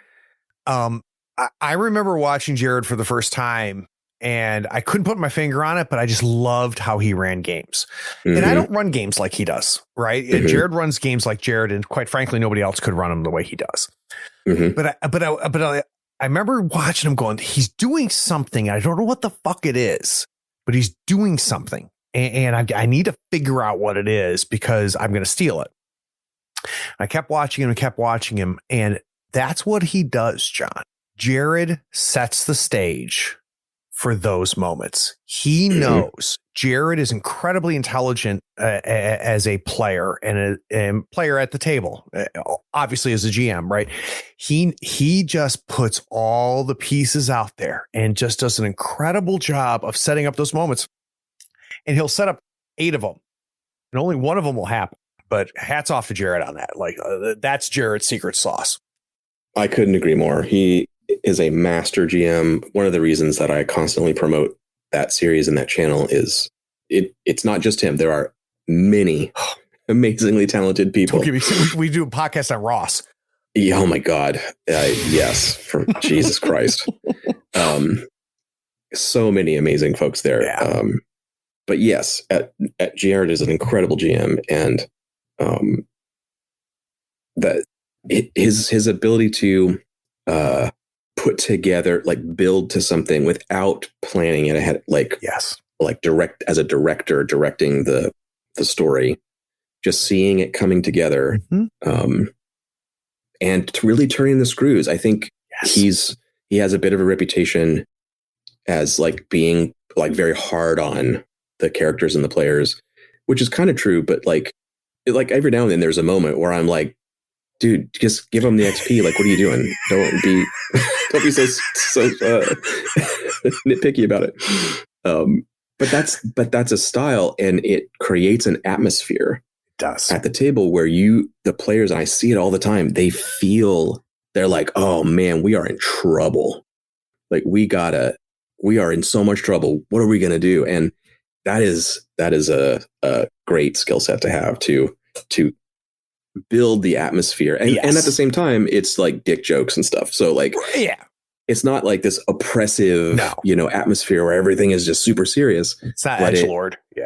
No, it's goofy and funny. And, but man, you feel like I'm in danger, and we have to work together. We got to use our resources. We got to, I love that. I love that. And there's agency. Decisions matter in Jared's game, which I love.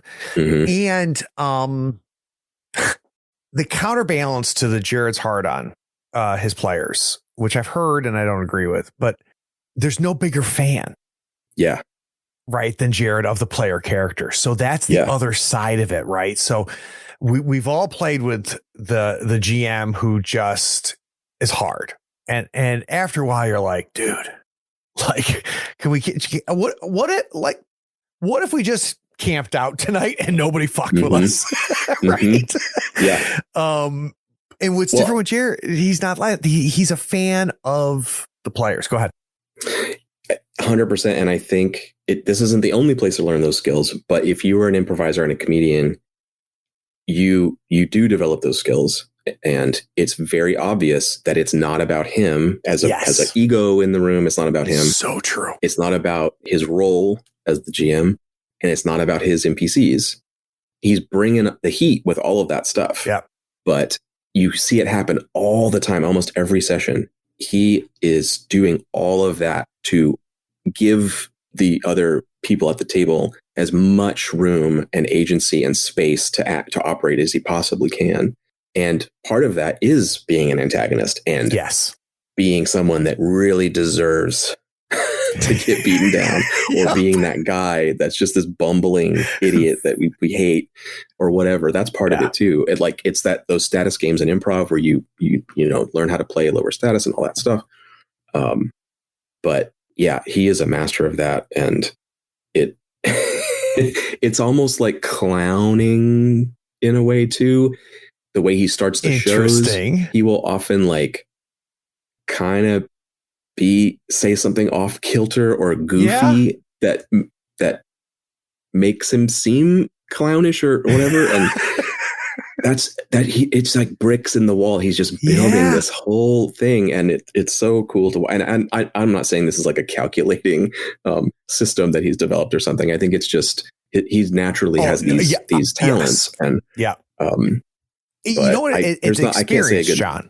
It's experience. It's experience as an entertainer, as a comedian, and as a GM. That's what it is. Yeah. And when the game really supports it, I mean, I tune into that show every week because it's extremely gratifying as a game designer to watch people use the tools to their utmost and have it be very satisfying for them. That's what I like to watch.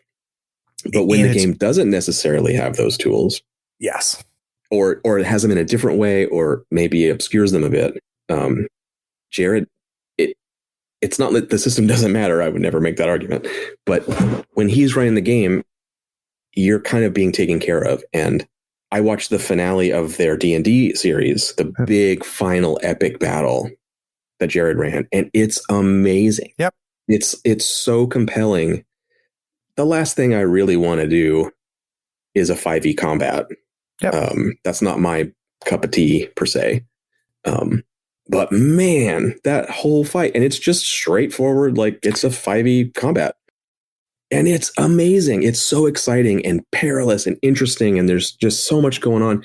And, part of the problem with that game is that it puts all that on the GM's shoulders and they got to bring all that stuff. Yeah. But there's so much. Jared had to lift so hard to make that work. Cause I saw that episode too. He did 100 level work for that. Yeah. And I think your average Blade session as a GM, you're doing like get 15 or 20. Yeah.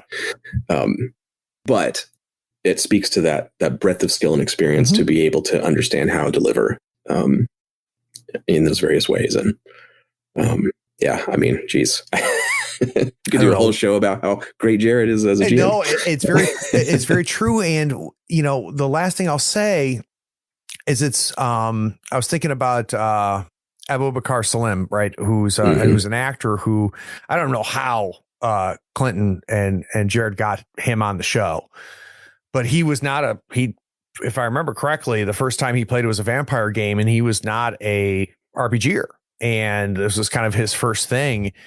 And watching him, go to Stream of Blood, guys, just like, you got to watch this. But here's a Craig spends too much time watching that channel comment. There is a beautiful progression that happens with him as a player from the very beginning. He doesn't know what the fuck's going on to where he is now.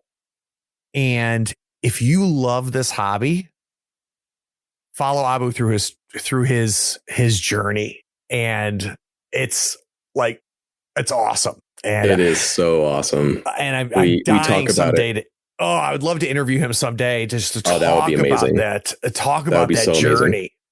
Because it's so visceral, and it's because he's such a huge freaking talent. But now he is a RPG freaking ninja.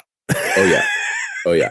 Well, so it you're totally right. It started with Vampires of Pittsburgh was the first one. Vampire in Pittsburgh was his first game. Yep. That was an arc. And then on the Blade show, because I watched Vampires of Pittsburgh after I started watching Haunted City. So I was thinking the same thing on the second show, like, oh man, this guy like fucking coming in hot from Ridley Scott's TV show. Like, what the hell is going on here? I watched Raised by Wolves. I was like, whoa, what the fuck? An amazing performance, by the way. He's so good on that show. Yeah. But starting out, he was back in that space a little bit of being like, I don't know what's going on. Like, I don't know what to pick and stuff. And everybody was, working together. And I forget what episode it is, but they're choosing, I think it's when they get their first crew upgrade. And they're trying to pick what it is. And Abu's like, well, so we could take the veteran thing, was let you pick from other playbooks. And I found online, Sean Nittner wrote this, the Vigilantes playbook, and they have this ability, which is really interesting. And I was like, oh man, you are here. Like we went from, I don't know what to do, I don't know what I'm doing here, to like, hang on, hey, wait a minute, I've read all the source material. It's so exciting. Oh, it's so satisfying to see, and the glee, the fun that they're having with that. And then of course Joe like started out as the rules expert and has continued to be even more of a rules expert. she's the first person I contact. Like I'll DM her like after an episode or something and be like, you were right about the thing you were saying. You were right. And she's like one of the most experienced, I guess. I mean, Ross has played a lot too, but yeah. All of her vampire stuff is really amazing too. It's like this dream team of players. It really is. It really is. I had some hesitancy at first to like really support, like be the public fan for it. Because it's my game for one thing. So that's kind of, I mean, obviously I want to promote stuff that's related to my stuff, but there's that effect of like comparing yourself to other groups or comparing yourself to another GM or I'm not that good and all of that stuff is in the ether. And I had a bit of hesitancy to be like, this is the best, this is amazing, because I don't want to give that impression like you're not up to the snuff if you're not to this level. And it finally was like, that's not for me to decide. Like everyone's on their own journey in terms of their confidence or whatever. Like this is an amazing thing and I want to celebrate that it's amazing. And so I'm not gonna.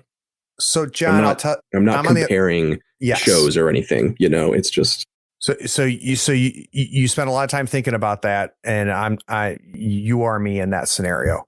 I can tell you as the person who received your message, though, I think you've done it more than once. You've said, this is how you do it. Mm-hmm. And I can tell you as somebody who's receiving that message, it doesn't come off that way. What it comes off with is go watch this. You'll be better because of it. Mm-hmm. So your message is coming across. Okay. You're not ranking anybody. Yeah. And it is, like I said, the way I could never run a game the way Jared does, because I'm not Jared. Mm-hmm. I like the way I run games. Don't get me wrong. I'm not, I'm not ranking anybody here.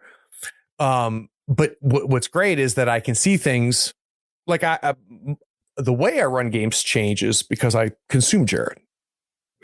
Yeah. And I would say now that I think about it, like, I'm glad that it was received that way, but like unpacking that statement, this is how you do it. Like it is possible to read. I think it's likely to read it as like these techniques are great techniques, which is true. Yeah. But another way to read it, and maybe just thinking about it now, like maybe I need to address this again online somehow. I think my gut feeling about it is more like it's not do the things Jared's doing when he runs these games, which is good. Yeah. And those techniques are worth learning. Yeah. It's almost like a meta component saying like, this is how you do it, in the sense of you're creating an atmosphere at the game table in a group of people that are all like pointed in the same direction, respecting each other, interested in the game as a game, the setting as its setting, yep, their characters as people, and each other as human beings, and they're collaboratively producing fiction. And the nuances of status and how you interpret rules and when you're hard and when you're not and all that stuff, all those techniques are great and good to like put in your toolkit. But I think I want the meta statement to be the statement, like, this is how you do it, meaning like this is a great game group. And that's how, and granted, John, I'm going to take your words differently than other people, right? Because I've talked to you before. I have a sense of who you are and blah, blah, blah. That's exactly how I took it, which is like, this is a great fucking game. Go watch this. You'll be better because you watch this. Don't do this necessarily. Don't mimic this. Play how you play. But like, right. But you will, that's my point stands. I don't run games like Jared does, but Jared changed how I run games. Mm-hmm. And that's cool. Yeah, that's really cool. Yep. And player wise too, like Joe and Ross and Abu, like I've been doing this for a really long time. And I mean, uncountable game sessions and hours and hours and hours and all the different things. But I was not in the acting world, the improv world, the entertainment world. And what these Twitch shows have brought in, from Critical Role to Haunted City, is this recognition that there's a skill set that really is beneficial to our hobby. Yes. Doesn't mean you have to emote everything and be a performer necessarily or anything like that, but it's obviously a very effective and connected discipline and art form. And I Karyn's feel like got a whole book about it. Yeah. Right. It's the way I boil it down in my head, John, is that what Ross and other people, Abu and everybody else that are in that world, right? That entertainment improv world, it's decision making and making impactful decisions, making generous decisions. You're not in the room alone. Mm-hmm. That's what translates. At the surface, it looks like what translates is the accents and things like that. But what really translates is that ability to be generous. Yes. Right. And to make choices, right? If I know nothing about acting, but what little I do in the classes I took, that's what it centers on, is make a choice and commit to something. And commit, absolutely. Isn't that what we do? Yeah. And listening is the other acting thing, right? Yep. Like, you're really taking it in. You in a scene, your next lines, unlike an RPG. All that listening is informing your performance on how you're going to say those words. In role playing, like, I don't know what I'm going to do next. I don't know what my character's going to say next. If I take that time to listen to you, to not just listen to what you say, but like what's happening in the scene, all of it, like taking it in, that gives room for you to shine. And I'm not trying to butt in, which is great, like structurally. Yep. But then just in a role play sense, like, now I can react to something and make that commitment and a committed decision. And the other thing I noticed them doing, which I love so much, I might make a video about this. The people that come from that world, I see them all the time. They'll do like traditional gamer stuff where they roll a miss and they're like, son of a bitch, like, God damn it. I really wanted that. They're human beings, it's normal. But more often than not, they will treat system outputs as a director talking to them from behind the camera. And when they roll, it's not like, if I fail, that sucks. If I get the complicated success, I don't want to hit more complications. That sucks. I want to get that 6 or whatever. Instead, they see what's happened and they're like, okay, how do I play the scene when that's my prompt? When I've failed? How do I play the scene when there's trouble? How do I play the scene when it goes off perfectly? I take my prompt and I follow the thing. Yep. And that's something we could all get better at, right? Is like, we really could, committing to the outcomes instead of being frustrated by, I'm not getting the things that I want, Instead, and all of these outcomes, I'm ready. I'm ready to move forward through any of these doors. The only thing I'll tape onto that, John, is that, and this is again a whole nother podcast. Apparently, you and I need to do this more. You have to make the rolls matter, right? Yes, so if you're rolling every 5 minutes, then none of this shit matters, right? 100%. Yep. But if you're making rolls mean something, right, that they're rare enough that the player, as a GM, you're doing that such that the player says, this is the role, I'm going to take it wherever we go, but I'm not going to do that if I have to do it every round, right? And I have to do it, and so missing doesn't mean anything. It doesn't mean anything, right? But if everything matters, then it's good, and that's a whole nother thing there. Matt Colville just posted a video today, actually. Oh yeah, about this, about rolling when it matters. It's good, very good. Cool. Matt puts out some great content. Great content. Great content. I don't agree with everything he says. I made a video about how that I didn't agree with him, but that video is good. The hobby's better because Matt is here. That is 100% true. For many reasons. I have kept you up very late. Yeah, dude, it's like almost 1 a.m. What is going on right now? It's like I enjoy talking to you. I mean, this is going to be like 3 episodes long. Yeah, but John, thanks, man. This was a lot of fun. And it's absolutely my pleasure. Like, edit this down to whatever you want, man. Like, if you want to make it an hour and just like cut to the highlights, that's totally fine. I realized. I mean, this is not how long your podcasts go. But I got to tell you, John, this is what I love. Right? Is I love. Me too. I love connecting with somebody, and then where do we go? Right? And yeah, this is all good. All right. So for those of you listening, believe it or not, everything we just talked about is in the show notes. So scroll down. You're going to see it all there. Hopefully at this point, if you've been listening to me for a little while, you know where to find John. But very quickly, John, where is the best place to find your stuff? You can find my games on itch, johnharper.itch.io, and through Evil Hat Productions, evilhat.com. I'm on Twitter at John_Harper. I'm also on Mastodon and other things, but who knows where we're jumping these days. I don't know. We'll figure that out.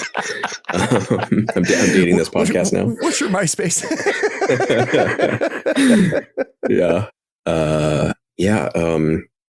My partner, her games are at AllisonArth.itch.io. Go get Gentleman Bandit and become a highwayman and write poetry. It's awesome. That's. Oh, and Little Oracles. I talked about it already, but go check it out. All right, great. I got a lot of follow-up to do with you, John, because we've got some people we got to get on the show, and I'll need a little bit of help doing it. I will help you with that for sure. I'm gonna copy and paste this list to help you a little bit with the show notes. Oh, you're a good person. You're a good person. I'll just email it to you or something. But and you know who else is a good person? You are. You listen to this whole thing. It's like 3 hours long. I appreciate it. Take care.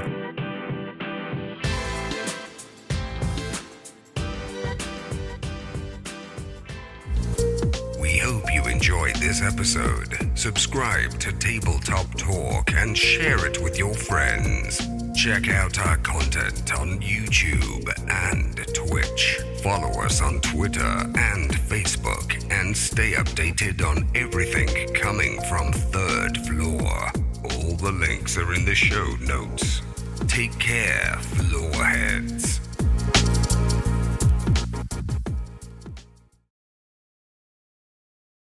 Oh, hey, are you still here? Wow. Well, the episode is over, but if you're bored, why not go to patreon.com and support the show for as little as $1 a month? Yeah, you can just scroll down and get the link. It's Patreon that makes this and all of our other content possible. Don't you want to join the other floorheads on the Patreon Discord? Anyway, thanks for sticking around. Take care.